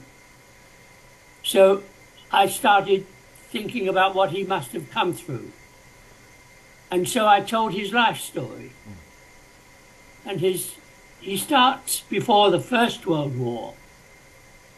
And he lives as a boy through World War I in London. And his father flies with what was then the Royal Flying Corps. And his father gets injured, badly injured from the war, and comes home a cripple and can't do his old engineering job anymore. And he feels he failed because he got injured. He feels a failure. And he sets up his own business. He's only got one leg, he's lost a leg. And he became a cobbler. He set up a shoemaking business. And Charlie wanted to follow his father's footsteps. His father tragically dies in the time of the Troubles in London in 1926, and of the general strike. There were lots of riots and things, and his father dies. And Charlie wants to take over the business, but his mother won't let him. Instead, she makes him go to college. She makes him learn to be something special. And in college, he's brilliant. He's a brilliant boy. He's a very exceptional man, is Charlie. He's a Jack Reacher. He's a big fellow, blonde hair, and a good man, basically a good man. And at college he meets lots of girls and finds out about life, which had been sheltered from. But he's a very honourable man. He's brought up as a strict Catholic, and he's a very honourable man. And when he finds he has an affair with a girl at school, and she becomes pregnant, he marries her. And the book ends when, I'm not going to tell you the ending, but the book ends shortly after that with Right. Charlie, a young man, just finding his way in life, but now with a wife to look after. Now these books take us through World War II? No, that book does not. The Okay. third book does. Okay. Now, did you have to do a lot of research for these books, or was this just... Immense. Oh, immense. Immense. Okay. I researched the First World War, and I became so distressed at what I was reading that I couldn't write about it. So the book is concerned with his father flying in the war. It doesn't deal with the mud and splatter on the ground, except from characters talking about it, but he doesn't experience it. But yes, it tells you all about the First World War. The research and the history in all my books is very accurate. Yeah. It's what I pride myself on. Yeah. Well, was it more fun researching or more fun writing? Both. Both. Both. I can't split it. Yeah. I can't split it. I love doing both. Yeah. Now, by the way, your first book, how old were you when it got published? 80. 80 years old. So, my reason I'm bringing that up for our viewers out there, some people think it's too late to get started with this business of writing, but it's never too late. I've written 4 novels, and I've now just completed my memoirs. Okay. Is that updated memoir available yet? No, I've not had that published yet. I'm just tidying it up. Okay. Yeah, I'm very interested in reading that myself because I could tell already you've had a fascinating life and starting writing. By the way, we have so many viewers out there that are writing, trying to get their first book out there. What's your process? Are you a very disciplined writer? You get up every morning at 6 a.m. and start typing? Less so now, because a lot of things have happened in my life. I lost my wife last year, but as it happened, I do find it easier to write early in the morning. Mm-hmm. I tend to get up, I don't sleep well, so I tend to get up at 4 or 5, and then I'll sit and start writing. And if I start writing, my wife, bless her, until she died, would have to call me to pull me away from the writing to eat some breakfast at about 10 o'clock. Boy. Because once I start writing, I don't know anything else in the world.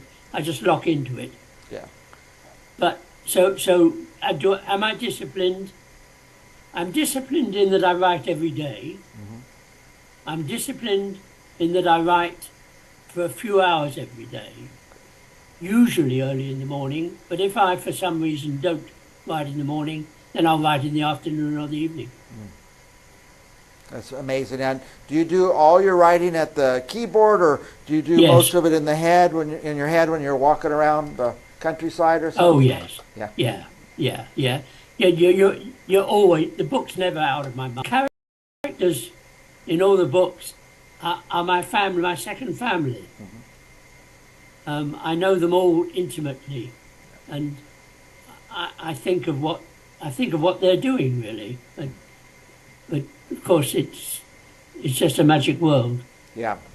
Now, if I know they're novels, so kind of made up stories, but would one learn a lot? Is there a lot of information there we're going to learn about London? Or I would like to think that they give a very complete history of living in those times through the 2 wars and the vital years in between, of course. Yeah. That hard time of the 20s and the 30s. Yeah.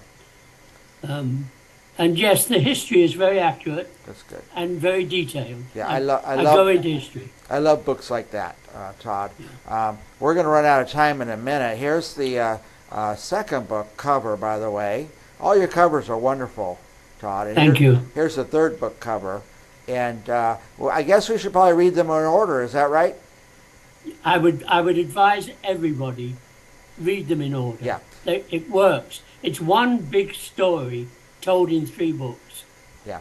If my children are watching out there right now, here's a hint. I want all 3 of these books for Christmas time. And speaking of Christmas or holidays, wouldn't that be a great gift to give people this set of books or something else? I think, yeah. And by the way, Todd, I have your web address on the screen. Is there anything there that we'd find, be able to read up about you a little bit? Well, it will tell you a little bit about my background, but then so will the books. Yeah. There's a potted biography in each book. That's nice. I like that. And yes, I've had a very interesting life. Mm-hmm. I think probably the memoirs will tell the best story when they come out. Oh yeah, but I'd very much like to read that. So, yeah. Todd. But the novels, I like what you just said is very important, Mike. They, it's 3 books, but it's one story. Yeah. One story. Now, the books, the formats, I know there's, of course, paperback books are everywhere. Are there? Yes, Can you- paperbacks anywhere in the world. Can you read it on one of those devices, a Kindle or something like that? Yes, Yeah. they're available as Kindles. And are there any They're available. audio books yet? That I haven't done. I think I need to, don't I? Because they're becoming very popular. I don't want to complain to you about getting old, but I'm getting to that age I can't see the books so well anymore. That's right. I've been reading more and more audio books, so I'll look forward to those coming out on there. Todd, they're giving me the signal that I've gone way over time. You're just fascinating. I could talk to you all day long. Do you have any last thoughts you'd like to share about your books, or you, or anything in the world you want to say? You're up. I would say to all aspiring writers, work at it. Don't give up. It's worth the effort. It's not what you earn from writing. It's the joy you get from having completed a work. I would really advocate everybody work hard and write hard. Work hard and write hard. Coming from a man who published his first book at 80. Todd, it's been a great honor to speak to you, and I look forward to reading your books, and we'll have you back on. I'd love to have you on anytime you'd like to be on the show. That'd be great, Mike. We'll talk again. All right, Todd. Thank you. And for our viewers, don't go anywhere, because we'll be back with another author right after this.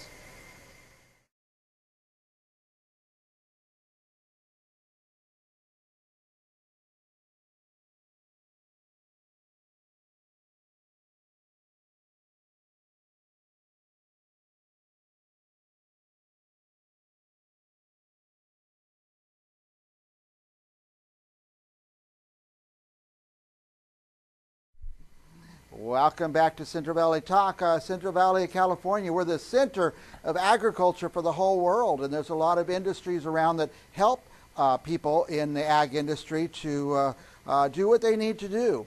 And our next guest is Udi Sosnick. Welcome, Udi.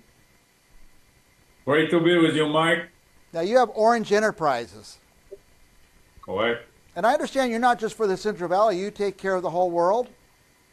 That's correct. We started in Fresno, and now our systems are really nationwide, worldwide. And what can I tell you? Technology and agriculture years ago was strangers to each other, but in recent years, to what extent technology can assist agriculture is unmeasurable. It's unmeasurable, yeah, the growth, the ability.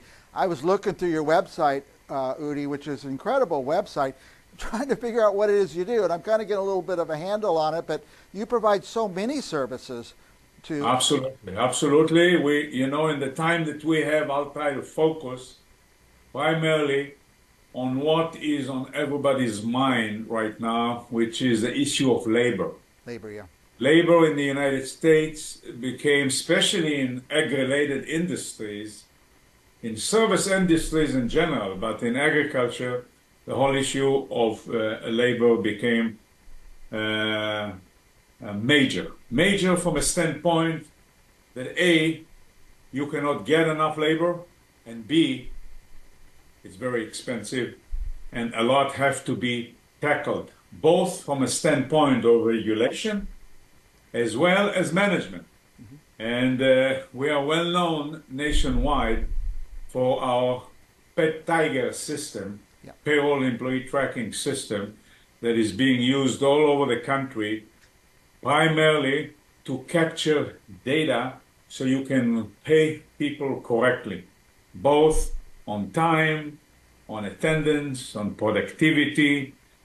And around that, we build a system with close to 60 different modules that address all kinds of the agriculture needs, all the way from growers, shippers, packers, labor contractors, food companies, transportation, administration, and all of the above, the whole spectrum of agriculture can benefit by implementing our technology and our system in ways that will allow them to fine-tune and be as optimal to their potential and grow as they can.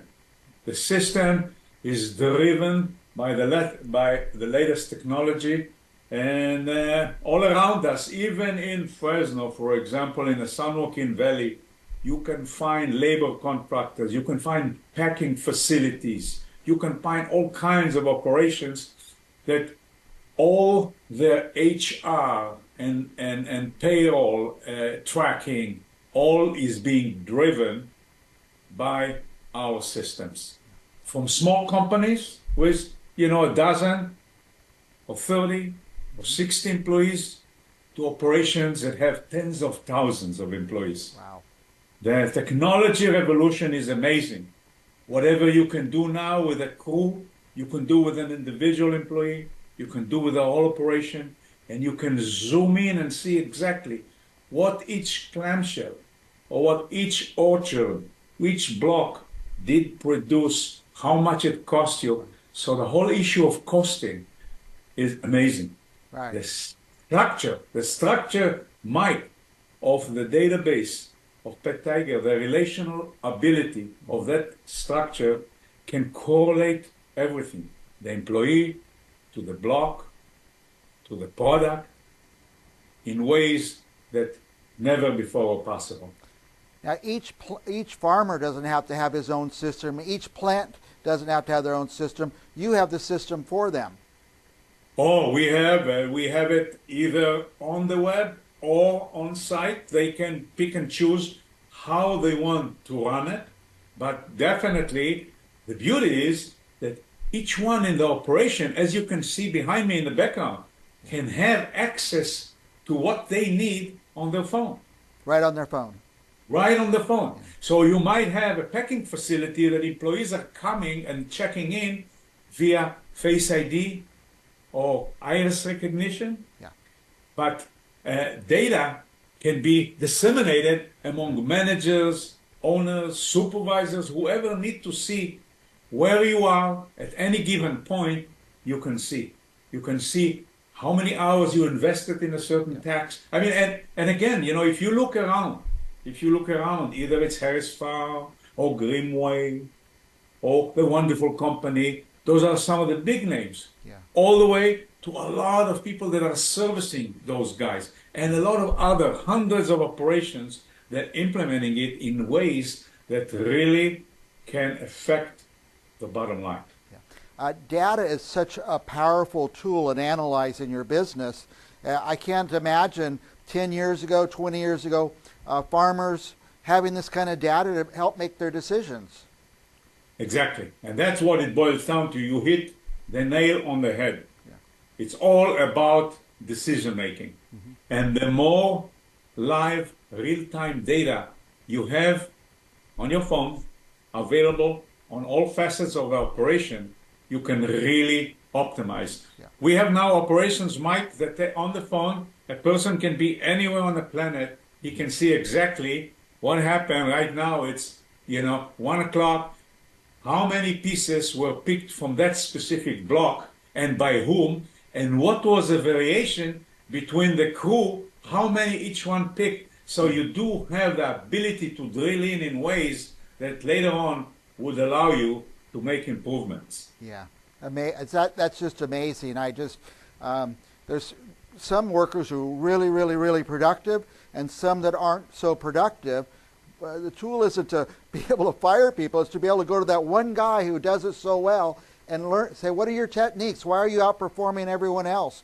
And that's exactly the case. You can really break it down and compensate based on individual productivity. So that's very, very common. It's very common now when we look at the San Joaquin Valley on the table grapes, or you look on the coast with berries. If you look on the cherries production, if you look on any type job now that you can do, apply piece rate, you do that. Yeah. Even on pruning in the orchards, whatever you do, you can really fine tune your structure in a way that would allow you. Yeah, that's a very good point, Mike. Very good point. It's amazing how you've developed this technology. I mean, somebody's helping you develop this, I would imagine. All right, it's all we have offices in Fresno, we have offices in the Silicon Valley, we have people that really working day and night to implement all that. And keep in mind, there is a lot of other elements to that that have to do with equipment, that have to do with HR. For example, you might have a group of employees that you are hiring actually in Mexico. On the way, you train them what will be their task. You provide them with housing.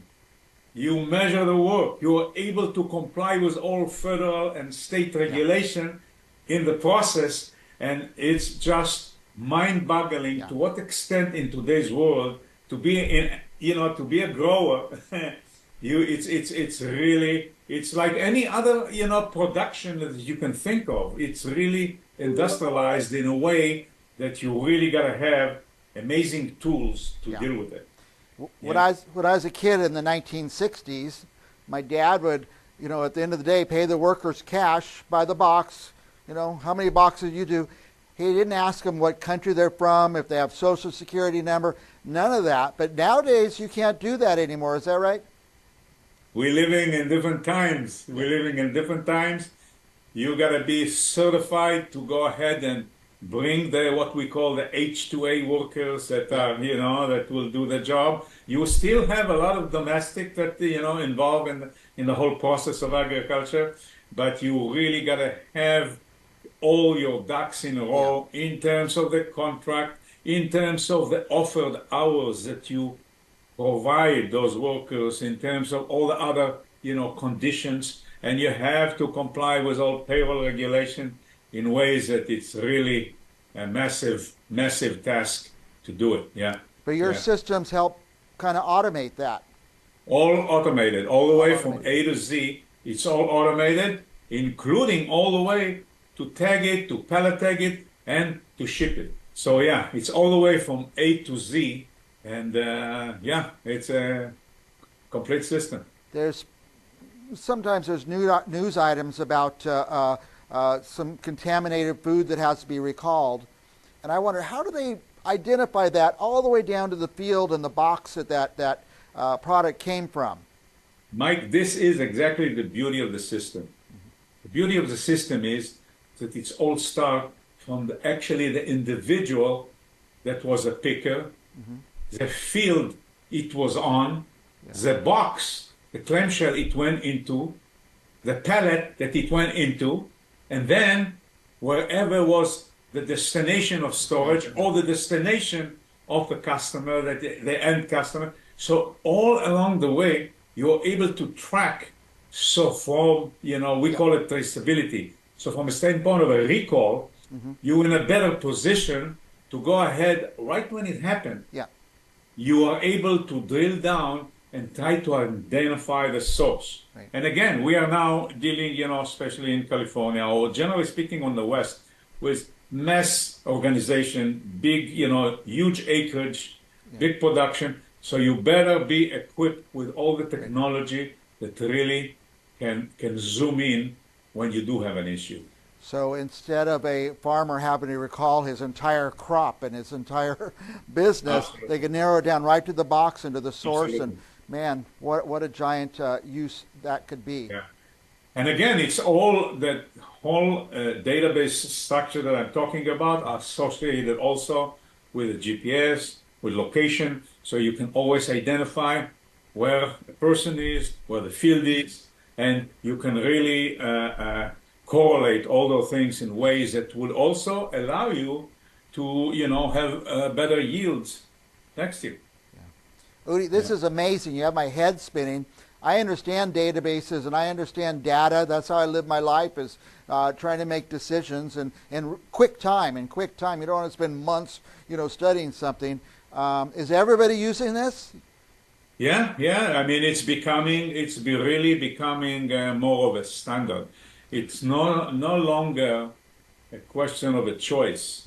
And again, due to the nature of farming size, see, we remember, years ago, you used to have small family farms. You still have family farms, Yeah. but then economy of scale, you know, led us to, bigger size. Yep. Yeah, bigger size, over operation, number of employees, equipment-wise. You really have to computerize. You really have to manage. And what a better tool to manage than a good system that take all those things into account, specifically to your business. By the way, on the screen, I should have told you I have a website, www.pet-tiger.com. Right. You actually, yeah, you can see, Pavel. Go ahead and move a little bit. You'll be able to see it's www. Actually, I can spell it out. It's www.pet-tiger.com. Yeah. That would give you, or if you put orangesoftware.com, no problem. So we have it on our screen here for people. Oh, if you have it on the screen, I don't see it. But whatever you can get to us, wherever you are, we're always open for business. Very good. Udi, we're out of time. We've gone past time. I always go overtime with you because it's so fascinating that this exists. Any last thoughts? We've got another minute or so. No, great visiting with you, Mike. And as I mentioned, this technology is available and it's being used all over the country in ways that, farming is still much of an art, and it doesn't matter your size, you're still, able to express yourself better with the right tools. And it's all on the phone. Oh, yeah. You have it on phones, you have it on the iPhone, on the Android, on tablet, on whatever, have a chip in it. Yeah. Udi, I didn't know this existed. Thank you for coming on the show and telling us about it. And I hope you'll come back every month or two. And I will. And next time we'll talk about it's a whole new technology that now we are proliferating on Face ID. You don't even have to have equipment. You just look at the wall, and here you are. There it is. All right. Udi Sosnick, Orange Enterprises. Check out their website. It's right there on the screen, www.pet-tiger.com. And we'll be back with more right after this.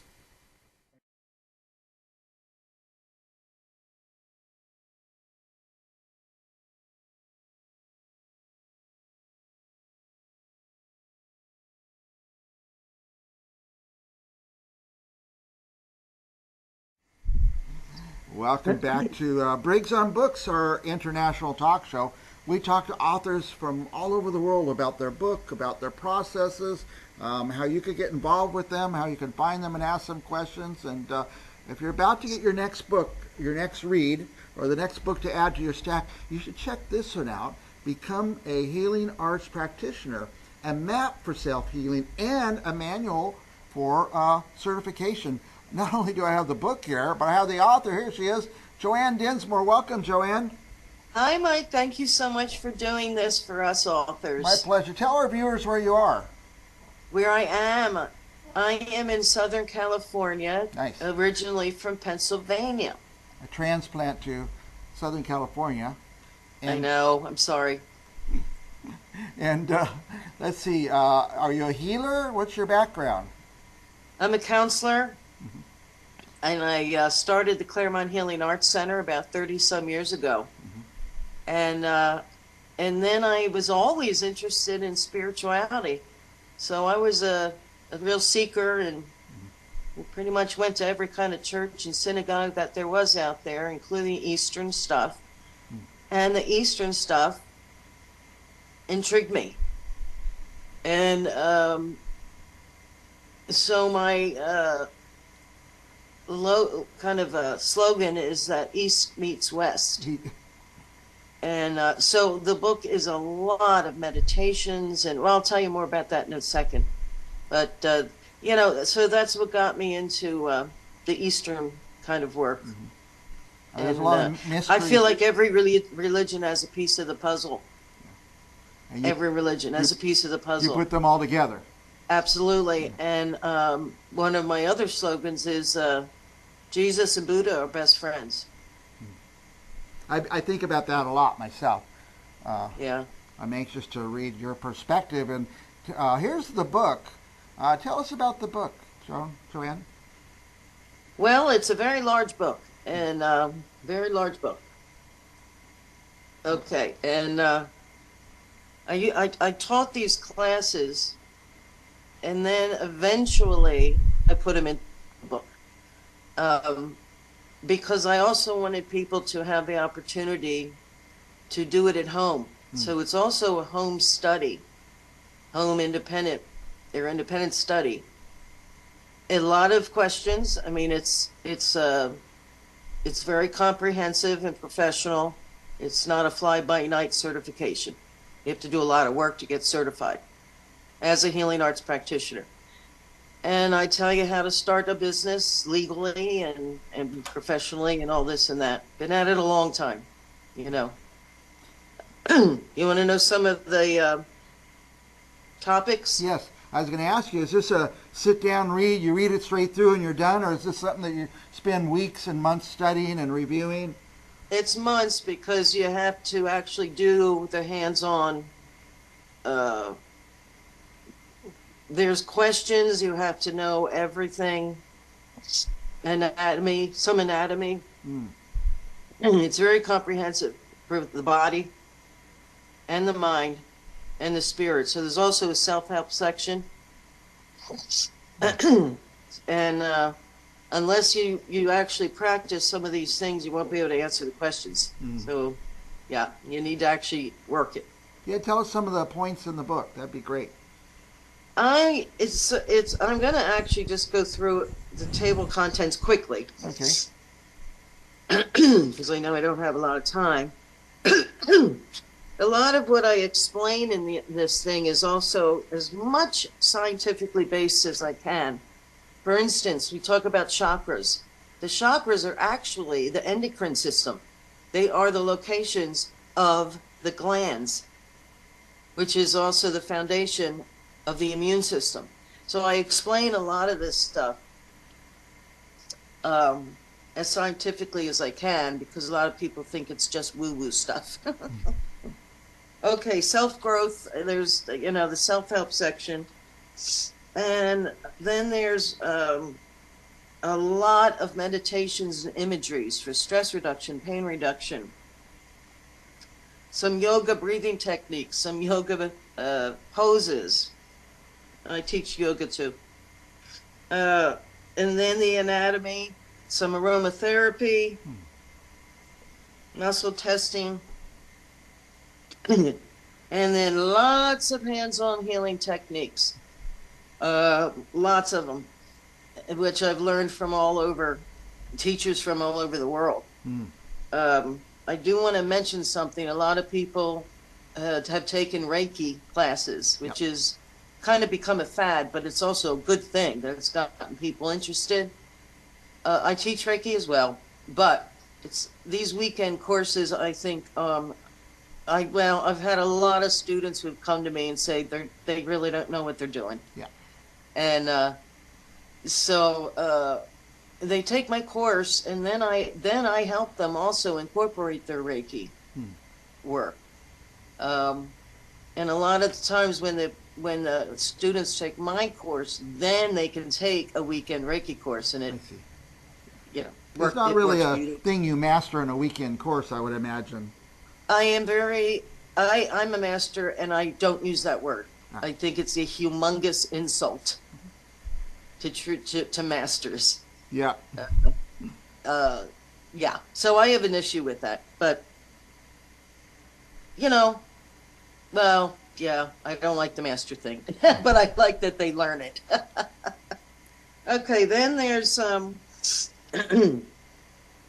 interesting stuff about shamanism. I've also studied that, and they talk about stones and the healing properties in stones and what you can do with them in healing work and all. And some stones you can put in water. You actually get, One of the stones, for instance, is called lepidi. Oh my gosh. Oh, I got it. This is the senior moment stuff. Lepi- oh, for God's sakes. But anyway, it's. By the way, your Oh, cat made a guest appearance in our video. I hate that. It just went right out the window. Lepidolite. Got it. Lepidolite. Lepidolite. Lepidolite is actually natural lithium. It is not the strong lithium that people will use, for bipolar or serious depression. But it is literally a subtle, so you can put it in your water, things like that. I teach you stuff like that. And then there's reflexology, and then there's what's called mind-body dialogue, where you talk to the achy places in the body, and your consciousness is there. It's like inner child work. You talk to your body. It's fascinating. You can just close your eyes, talk to your body, say, what do I need right now? Sometimes it'll say orange juice. Sometimes it'll say, I need therapy. So, it's fascinating stuff. Hypnotherapy is kind of a part of that, which I do. And, yeah, so there you go. Nice. And I'm very proud of it. And it's been a wonderful experience because when people take my classes, they grow as a person. It's not just learning techniques. Joanne, whenever I buy a book, if I could buy it directly from the author, I love to do that. Oh, gosh, yes. In fact, it's cheaper than on Amazon. Yeah, and it's better for the author, better for the buyer, it's better for everyone. I know. And I have your web address on the screen. Is that where they would go to buy the book? Yes, and please, if you want to, if for Christmas, try to do it soon. Yeah. If anybody sees this, Yeah. or for a friend, What a great Christmas gift. I hadn't thought of that. So I have to give out dozens of presents, and I'm always buying neckties and coffee mugs. I'm going to get this book by Joanne Dinsmore and give it out to people for Christmas. That's God bless. Yeah. Yeah, it's the only book out there that covers everything. You can get books on just chakras. You can get books on just this and that. Yeah. And it took many years to write it. Yeah, I was going to ask you. It sounds like it was a work. It was a job, a big job to get it started, to get it finished, to get it published, and all those steps. How long did you spend writing it? Well, when it came down to actually writing it, it only took about 2 years writing every single night. Yeah. Because I already had the classes. I had already taught them for so long. The editing is what took a long time. Yeah. And the graphics and all the graphics and stuff, that took a long time. Amazing. So but you had been collecting the information for years and years. It sounds like you just had to turn it into a book.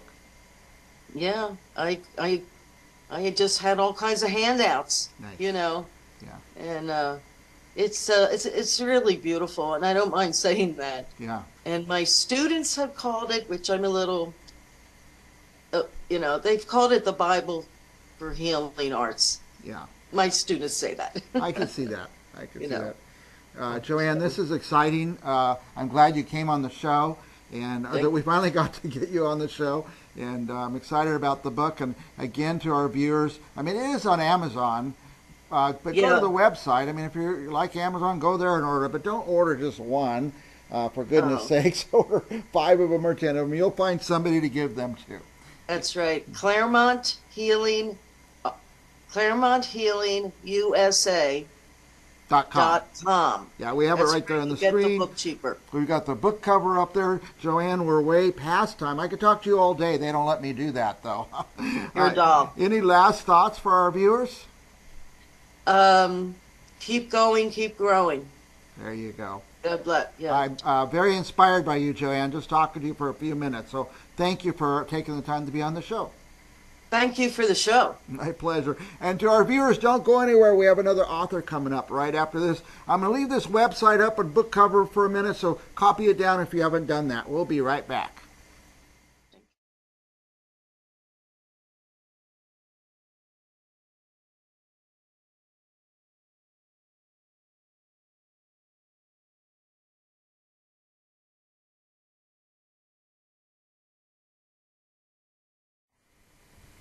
Welcome back to Briggs on Books, our international talk show where we talk to authors from all over the world. Record day today, 3 authors from England were on the show telling us about their books and about their processes, how they finally finished writing a book and got it published, and what a struggle it is. And I know many of our viewers are writing their first book and just haven't got to that point where they're ready to publish.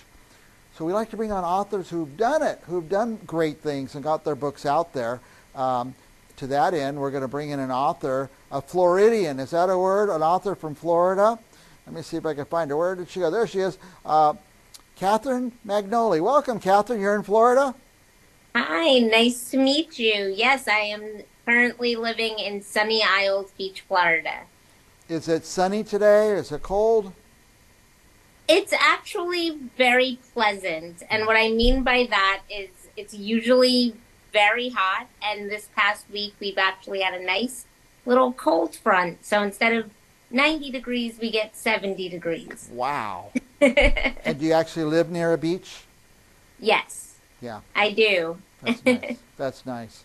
You've written a series of books. The Cat Girl, Adventures of Cat Girl. Tell us a little bit about that.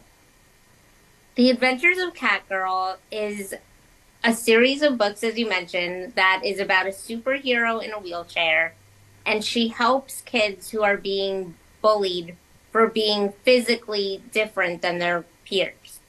So some examples, there are 4 stories, and each deal with a different kind of bullying. The first one talks about bullying children in wheelchairs, as I am as well, a person living with a wheelchair. The second is about bullying children who are overweight. The third is about bullying children who are deaf. And the last one is about bullying children who are of another culture and or race. Amazing. Now, what age are these written for? I would say the reading level is between 1st and 2nd grade, but the beauty of the story is that it can be read by any age because the younger children love the whole flying wheelchair superhero aspect, and then as they get older, they understand the message of the book. Yeah, that's great. Yeah, these for one thing, it's so important for children to read, and another is there's a great lesson, a great message in there. But children, they start out, we have to read to them. So what I tell people when it comes to children's books, I say buy some for your kids, but send a copy to Grandma too. So when they go to Grandma's house, Grandma can read them the books too. So that's a smart idea. Also, I'm not trying to pump up your sales or anything, but kids' age for these books, what they have to do all the time, they have to go to birthday parties for other kids. And so don't order one of these books, order 10 of them because you're going to need something to give away, gifts and things for birthday parties and stuff. So buy a whole I stack love that. of them. Yes, it's so true. And actually, it's funny that you mentioned birthday party because one of the books, which is the one that deals with the bullying of children who are overweight, that is actually set within a birthday party theme. Wow. So. How fun. By the way, here's a picture of you reading to kids. That's fun. Where is that? Is it a school or a daycare? That was actually at a local event. It was called the Inclusive Literacy Festival. Nice. And that's nice. Inclusive literacy. Perfect. Perfect for your book. Now, where can people...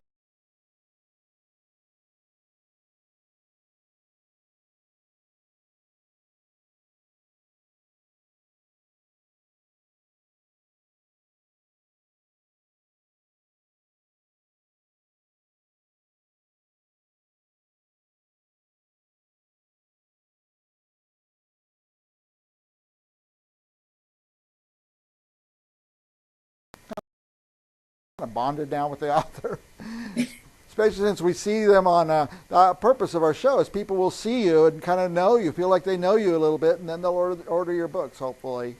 Oh, that would be wonderful. Yeah. Yes, especially I'm encouraging people to do that now because we have the holiday season approaching, and this is item that you could purchase that will not only educate but entertain your child. And who doesn't want to entertain their child, during the holiday season when there's like no downtime whatsoever, but you have this book and the child will be so engulfed in it that they'll give you maybe an hour of peace time Some to peace. yourself. Yeah, we'll definitely order these for Christmas. Like I said, don't order one, don't order two, order a stack of them. That's the way to order books. Do you go out and speak about your books? Do you go to events?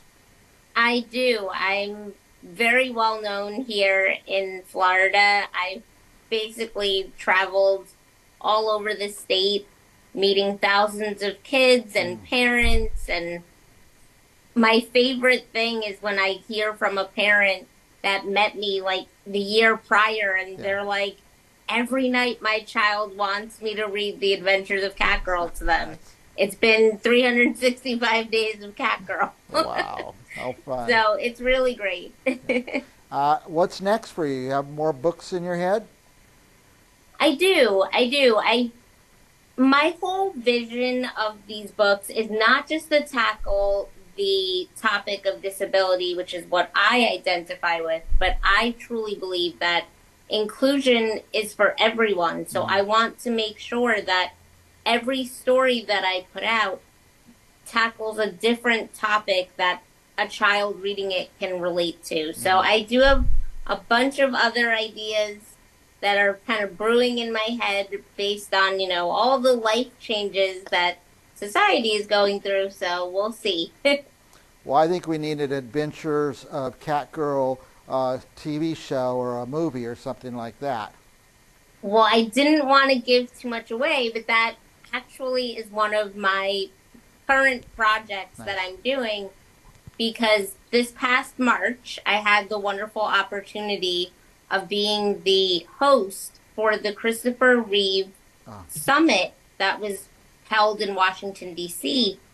And during that time, I met a woman who is a producer for plays, and she focuses on strong female characters as her leads in the plays that she produces. So I approached her about Catgirl, and she didn't really see it as a play, but she has people throughout the TV world that she knows as well. And so she has recently connected me with a few people that seem interested in it, possibly becoming an animated series. That'd be fun, yeah.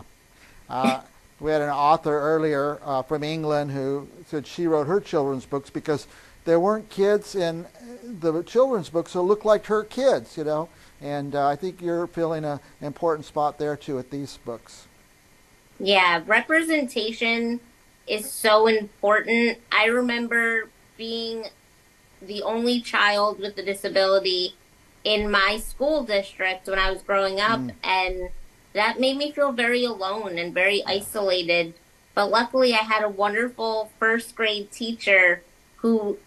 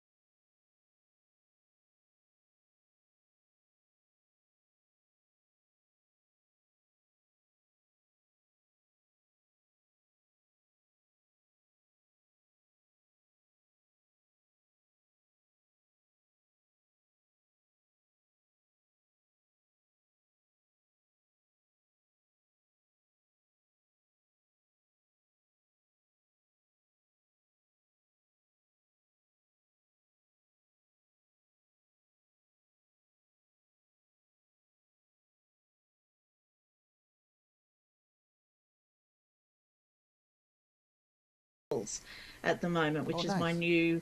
my new passion. So I would love to come back. Mike, it's always great talking to you. Well, you're welcome here anytime. I want more. I want to see some pictures of you guys actually driving the boat.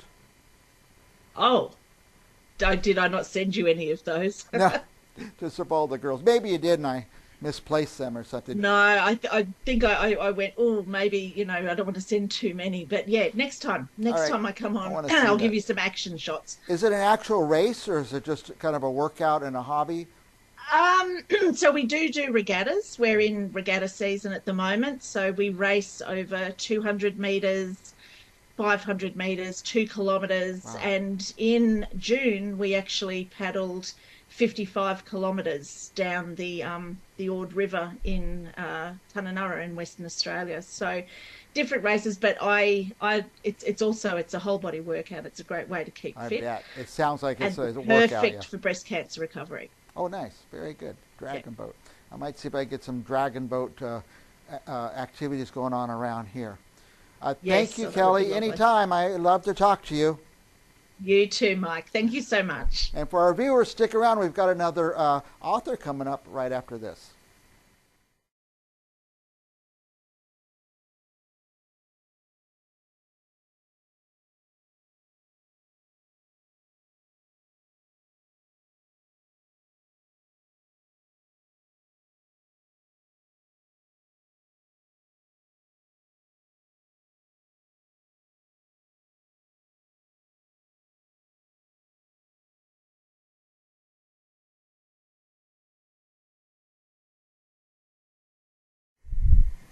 Welcome back to Briggs on Books, the international talk show where I get to talk to authors from all over the world about their books, about their ideas, about their processes.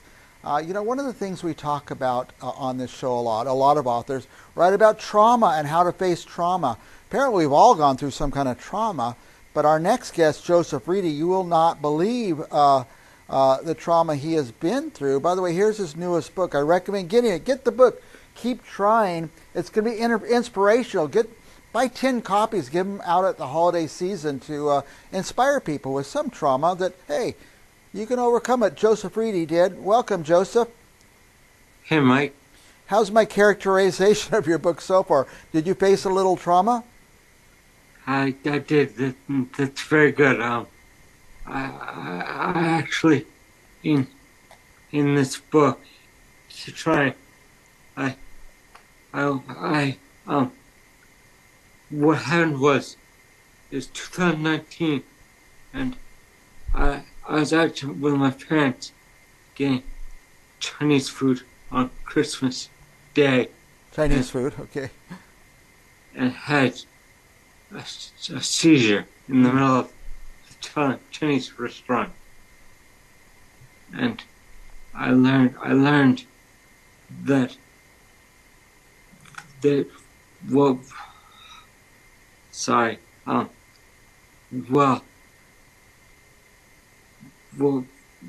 what happened was I had the seizure. Then they showed us what a seizure looks, what a partial seizure looks like, and it's like this. Now, you had an earlier trauma, is that right? The car crash? Yes. I think that was in Maine, right? That was in Vermont. Vermont. I was at college. You're at college, and a car came down a steep hill and hit you and put you in a coma. Tell us a little bit about that. Here's the other book, by the way, My Nightmare. Yeah. So, basically that's it. I was crossing the street when a car came down the hill, hit me right in the crosswalk. Now, it put you in a coma for a while? It did, yes, for 3 months. 3-month coma. Now, by the way, the full name of the book is My Nightmare and How I Woke From It. Tell us about, did you kind of start getting some consciousness and think that maybe you were just in a dream or a nightmare? I did, yes. I thought I was, for the longest time, I thought I was in a dream. Everything going on around me was like, I couldn't move. So, I mean, what do you think? Yeah. I've had dreams exactly like that I don't know where I was. I couldn't move, but yours was actually happening. By the way, during the coma, could you hear your family or your doctors? Could you hear voices? Nope. No. I was out and down for the count. Down for the count. Yeah. And you came out of that. Yeah. Came from the nightmare. Woke up from your own nightmare, and eventually you were able to write this book, My Nightmare and How I Woke from It. Yeah, I was. Yeah. And you're going along pretty good, and then all of a sudden you're went for Chinese food and you had a seizure. Yeah. A tonic seizure. Yeah. Now, tell us about, so after the seizure, did you have to start over again from zero, or was it just debilitating for a while? Well, after the seizure, that night, actually, I was in the MRI tube at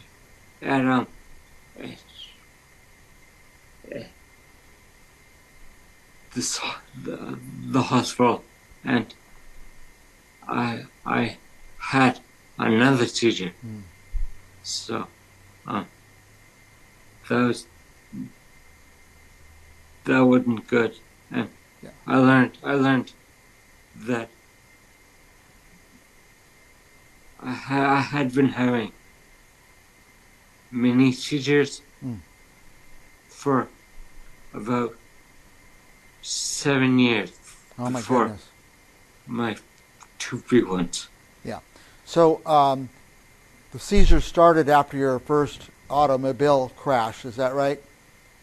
Yeah. After that, in 2012, I just get so scared. Like I just do what I showed you, and then I'd always tell my mom, "Mom, I'm scared. I'm so scared." Like it wasn't fun. Yeah. Our viewers, many of our viewers out there, are trying to write a book and get their first book written, and I don't mean just a few viewers. There's millions of people out there who are writing books and have not finished writing them and got them published. You've done it twice, so congratulations on that.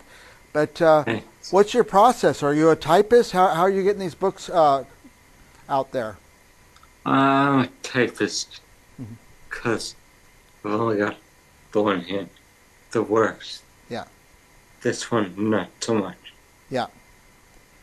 But sometimes I only get to type with one hand myself, so I'm typing like this. So, but I type pretty darn fast once I get going. So you write when you're in your writing mode. Do you write every day? Well, it was after this book that I just have kind of stopped. I don't really have anything else to say. Yeah. And do you have another book coming behind this one? Nope. This is it. This is it for now. For now, Joseph Reedy. Keep Trying is the book, by the way. Where can people find this book? By the way, I found it on Amazon. It's pretty easy to find. Yeah, Amazon or I'm actually in this. I'm not sure what you would call it. A wellness center called Ivory and Onyx in Massachusetts. Yeah. Joseph, who do you think, I'm going to put the cover up again, Keep Trying, who's going to enjoy this book? If I was going to give it as a gift to somebody, who needs to read this book? if you've got somebody who's like gone through a traumatic brain injury or anything to do with your head. Anything with the head, any kind of brain injury or some kind of trauma to the head. And Yes. I hope that it will help people understand. If I read it and I give it to other people, I hope it helps them understand people who've gone through this type of trauma and maybe relate a little better. Joseph, we are already running out of time, but I talk so much. I just want to give you a minute. If there's anything you want to say, this is a good time for you to say it. I'd be quick about getting this book because there's only 12 copies left. Oh, okay. For the viewers, if you're thinking of Keep Trying, get it fast because it's almost out. And how about the other one, My Nightmares and How I Woke from It? Is that still available out there? It is, and it's right here. Yeah. I've reprinted that book. You reprinted? Okay, good. That must mean somebody's reading it. And so for our viewers, what a great holiday season it is coming up. I get books, but so don't go and order one copy. Order 10 copies of each book. Give them out to people who you meet, and you're going to be going to people's houses for the holidays. I always take a book and leave it with them, and this would be a good one to do so. Joseph, you're welcome here anytime, by the way. All right, thank you. And you inspire me. I haven't even finished writing a book, and you've done too. Oh. So, for our viewers, order these books. Here's the latest one, Keep Trying, by Joseph Reedy, author Joseph Reedy. And Joseph, we'll talk to you again soon. Okay. And for our viewers, don't go anywhere. We'll be right back with another author.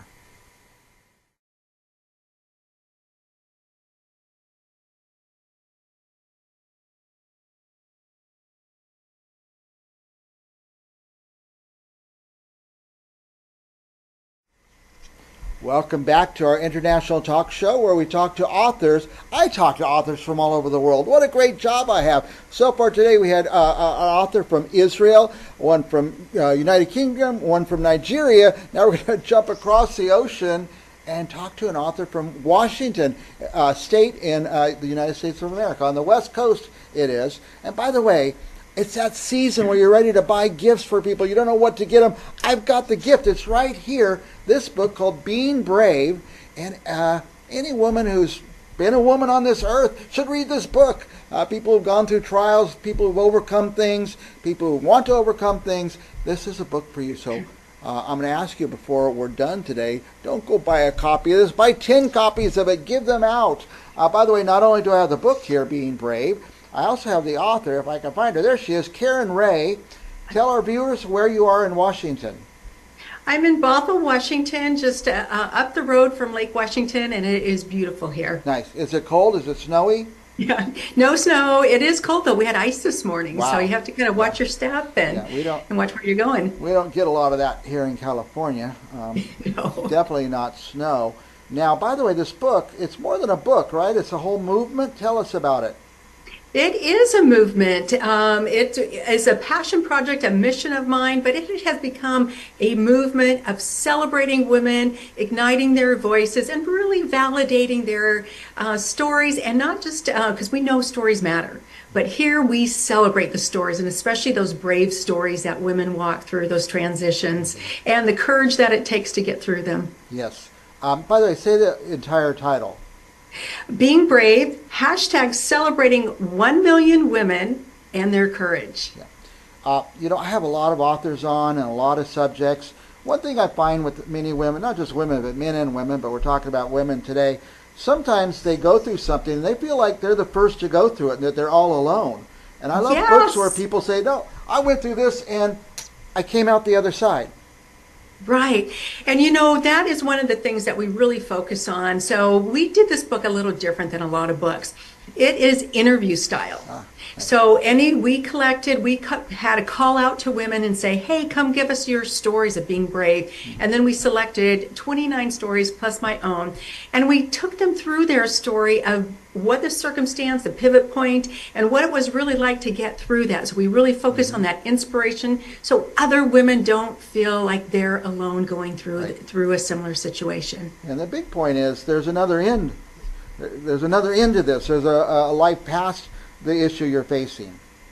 Right, and that's what we want to share is those shared experiences of grit, the resilience, everything that it took to get through that story. So we can celebrate that woman as she has come through the other side of her story.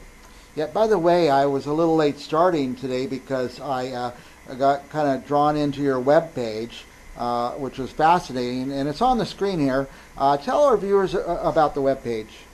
Yeah, so any woman, I would love to invite any woman to come and write her brave story. So the same 16 questions that are in our book are on our favelifestyles.app. And you just hit submit your story, and then it's going to go right onto our app. So we can share 1 million stories of women. Right. So whether they're in the next book or just on the app to inspire other women. Plus, we also support women because a lot of times you have a book, and then what? And so here we want to support you through your next brave journey. So we have a marketplace where women entrepreneurs come and help support you. And then we connect the women because we need to connect through those stories. Women connect through the experiences, those emotional experiences. So we're here for you. And that's really what our whole movement is about, is to inspire, connect, and to just really celebrate women. I was just thinking when I was looking at all this, where did it start? Did it start with the web page, with the book, with the idea? Where did it all start? Well, it all started with my story. And I was a stay-at-home mom for 27 years. I walked through a divorce, lived on my own for the very first time in my life, became an empty nester, did all those things. And I realized that I was invisible in my own life. And it took a counselor to say, hey, how are you feeling in your life? And we had the same word, invisible. And at that moment, I realized I wanted to not just create a space for myself to show up and be visible. I wanted a space for women, other women, where I could celebrate them as well. And that's how it started. Web show, a community, and now a book. A book, yeah. Now, I know some people, I think of right off the top of my head, I want to give this book to. So, like I say, it's a season of giving, and I think there's some people that would appreciate it. I know one person, they're going through, their spouse has Alzheimer's, for example. Yes. And the common one where, the husband is there one day and not. Sometimes, something tragic happens. Sometimes they're just gone, And, yes. Women are left, what do I do? And so, and also I know some people on the beginning of their journey to, that they're trudging through this. I think they would like this book. In fact, I think men should read it too. Yes, and you know what? It's interesting that you mentioned that Alzheimer's. Brenda Reese, that is her story. Her husband all of a sudden had dementia. And what is that like for a woman where you think your husband is going to be with you, and all of a sudden there's these life transitions that happen, and how do you get through it? And yes. You can't always plan for them. No. But anyway, as I was saying earlier, for our viewers, go wherever you buy your books, and don't click once and order one of these. Order 10 of them, because that's what I'm going to do at this holiday season. I think it'll maybe change the thinking of some people, or help them change their thinking. Yes, we just really want to inspire women to know that they're not alone, that we are here for them, and there are beautiful, brave lessons to be learned through our stories, and every woman has a story that's worth telling, and that will inspire another woman. So let's create that ripple effect of inspiration and hope. So the book isn't finished, really. The movement isn't finished. The website's there, so any woman could go and do their story. Is it 16 questions? It's 16 questions, and we'll take you through your story. And it's not so much about the circumstance, it's about how you got through your story to inspire someone else. I tend to be overbearing in this interview and ask too many questions. What do you want to tell us? You want to share any of the stories from the book or any of the lessons? Well, what we are finding that's so interesting with the book is that the women a lot of times came in and started to write their story and ended up maybe writing a different story. But one of the questions that we ask is, what does brave mean to you? And then as they were writing their story, a lot of times they realized it was something different than they thought. And sometimes it's in those quiet moments of just taking that single step to make a different decision, to empower herself or, connect with other people. And each one is so different. Even if they have the same circumstance, how they see brave is so different. And the wisdom that comes out in these stories is really incredible. I remember growing up, my grandfather had passed away, and my grandmother, she'd never written a check. She'd never made a decision. She'd never bought a car. She'd never done anything on her own. And I always thought she was the bravest woman because she went from 0 to 60 just overnight. She had to learn all this stuff and become all these things. And by the way, just now I realized I always thought of her as this little old lady. She was younger than me when all this happened to her. So. Yeah, and just to bring those brave moments, there's so many women where we say, oh, I've got this, I can do this. But what if we just take those brave moments and just kind of give ourselves a little pat on the back and go, you know what, I was brave. Yeah. And let's celebrate it. Let's share the stories. Throughout time, people have done story circles, and that has been lost so much in today's world. What if we come back together and connect as humans? You are enriching life by sharing your story and giving other people hope. It is really a special thing to do. Yeah, it's interesting you say that now when we're all so disconnected. We're all on phones and TikTok and all that, and sharing the stories would be a grand idea. Now, if somebody goes to the website, they share their story, where does it end up? It ends up right on the app.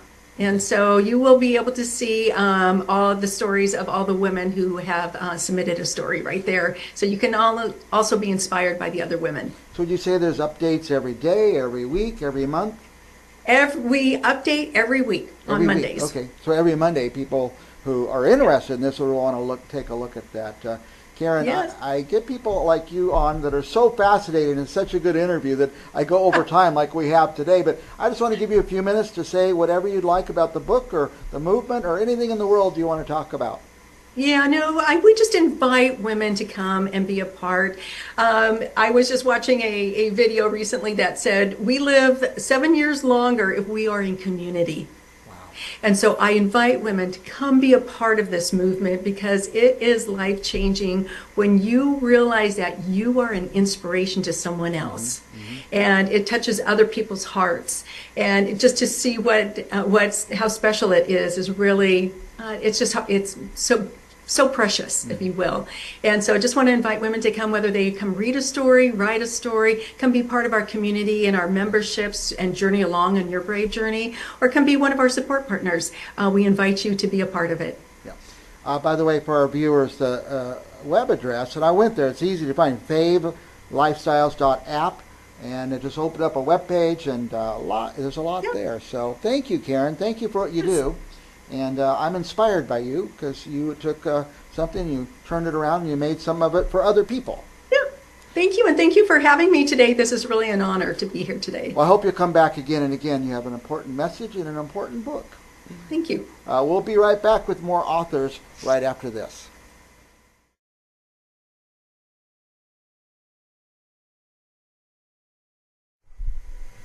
Welcome back to Briggs on Books, our international talk show where we talk to authors from all over the world. Are you getting ready to pick your next book or the next book you're going to add to your stack, or are you about to buy a book for someone for the holidays? Check out this book before you go too far. The Shaman. Not only do I have the book here, I also have the author. If I can find the right place to click, we'll bring her in. Here she is, author Kate Porter. Welcome, Kate. Hi, Mike. Thank you for having me back again. Now, The Shaman is not your first book or second book or third book. How many has there been? I've got 13, and I've got two more in the works. Oh, my goodness. So you're writing all the time? Yes, pretty much. By the way, Kate, many of our viewers haven't finished writing their book. In fact, there's millions of people out there with a book almost finished, and they just can't get across the finish line. So congratulations for what you do. Book after book. Tell us, Thank you. do you have a certain discipline? Just write every day. Even if it's not on the book, I'll write in a journal or make notes or something. I'm writing every day. Every day, and you do it all on a keyboard and a computer or something like that. Keyboard. I sometimes when I'm out, I'll just get an idea and I'll write it down on a. I keep a notebook and pencil and pens in my purse and my bag in my car and. Yeah, the old-fashioned way. I had an author on the other day that actually writes his book on the legal pad. So I thought I couldn't even imagine. So, Kate, 13 books, a couple more coming out. Tell us about The Shaman. I want to ask you about another of your books after that, but tell us about The Shaman. The Shaman is a psychological thriller, and Lucas Black Fox, who is he's a direct descendant of a very powerful Paiute shaman from back in the 1890s. His name was Wavoka, and Wavoka was in history the father of the second ghost dance movement. He had visions, and Lucas hasn't inherited his ancestors' gift of visions, but the visions Lucas has is of women being kidnapped, tortured, and murdered. And he has been trying to drown them, his visions, to stop them because he can't do anything about them. And he's been drinking steadily for 10 years, and then he's trying to recover from alcohol. He's trying to get sober again because his latest vision puts his childhood sweetheart Emma and her young son Kyle as the killer's next victims. Oh boy! And now he's got to figure out his visions and how to do something about it. Right. This book was originally a screenplay that I had written, and I just used the screenplay as the outline for the book, expanding on it. Nice. Very good. It sounds exciting. Who would not want to read this? Usually I ask the authors, who's going to read this book? But who wouldn't want to read this book? Is it for everyone? Is it for just adults? Or 18 and over. I guess you could say it's kind of like Stephen King's Dead Zone and the very popular TV series Person of Interest. It sounds like a movie, Kate. It really does. Now, by the way, I just happen to have another book of yours here, The Last Echo. That cover is just, it really draws you in. Tell us about The Last Echo. The Last Echo is about a young woman who flees an abusive relationship with a man whose family is very powerful in the Pacific Northwest and lands in Savannah, and where she and her high school best friend, she starts a new life, new friends, and she even begins a business. And one day she and her friend and her friend's family go to Fort Pulaski Museum, where not only does she run into her family friend, who is the police officer, Kay Dalton, but there is a Confederate soldier's ghost who attaches himself to her and becomes her protector. Amazing. Now that's, you're in Georgia. This book is set in Georgia. Are all of your books set in Georgia? No, The Shaman is set in Cherokee, North Carolina. My original, I have one that won a mystery award, Black Harvest. That was set in Gaffney, South Carolina. And I have one set in Bethlehem, Pennsylvania. Now, The Shaman, it's, did you have to do a lot of research for that book? Yes, I did. Yeah, it seems like a lot, very complex thing, and you don't want to insult anybody or any heritages, and you want to get it right. So you do a lot of research.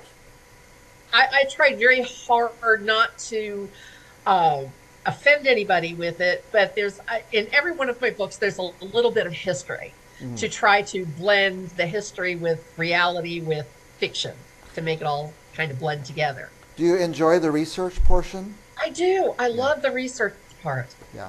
The research. I love learning new things, and it's amazing.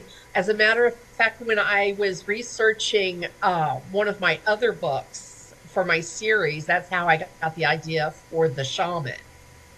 Yeah, and we talk about this all the time on the show. You research, you write, and then you get to that next step, publishing, which you seem to have that part down. That's where a lot of people get stuck. One of my biggest issues when I first started writing was I was getting an editor. I had an ego issue. I didn't want anybody messing with my work. I didn't want that's my work. I don't want anybody messing with it. But I learned very, very quickly that a good editor is it's priceless. You have to have an editor because you can't really edit and they're your own work. That was the biggest thing. And once I finished my draft, I sent it to my editor. And does the editor catch, of course, grammar, punctuation, spelling, stuff like that, but do they sometimes spot continuity issues? Yes, absolutely. There are different kinds of editors. Some just spelling and grammar. Others content. And my editor, Rebecca Ayers, she can find the plot holes. Plot holes, nice. And help me fill them. Yes, and she's been amazing. Wow, yeah. But yeah, I talk to a lot, as I say, a lot of our viewers or authors, trying to get to the end, and I tell people all the time, there's no problem bringing someone in to even help you finish the book, help you get it done. That's it's okay to do that. So, and you're an expert at it. So. Yes, it is. Yeah. As like I said, I promote editors any chance I get because she was a lifesaver for me. Yeah. Now, where can we find your books if we want to purchase them? You can get my books on Amazon. You can order them from any bookstore. Yeah. Most of them come in paperback, digital. Some come in hardcover, and I do have a few on Audible as well. Yeah. The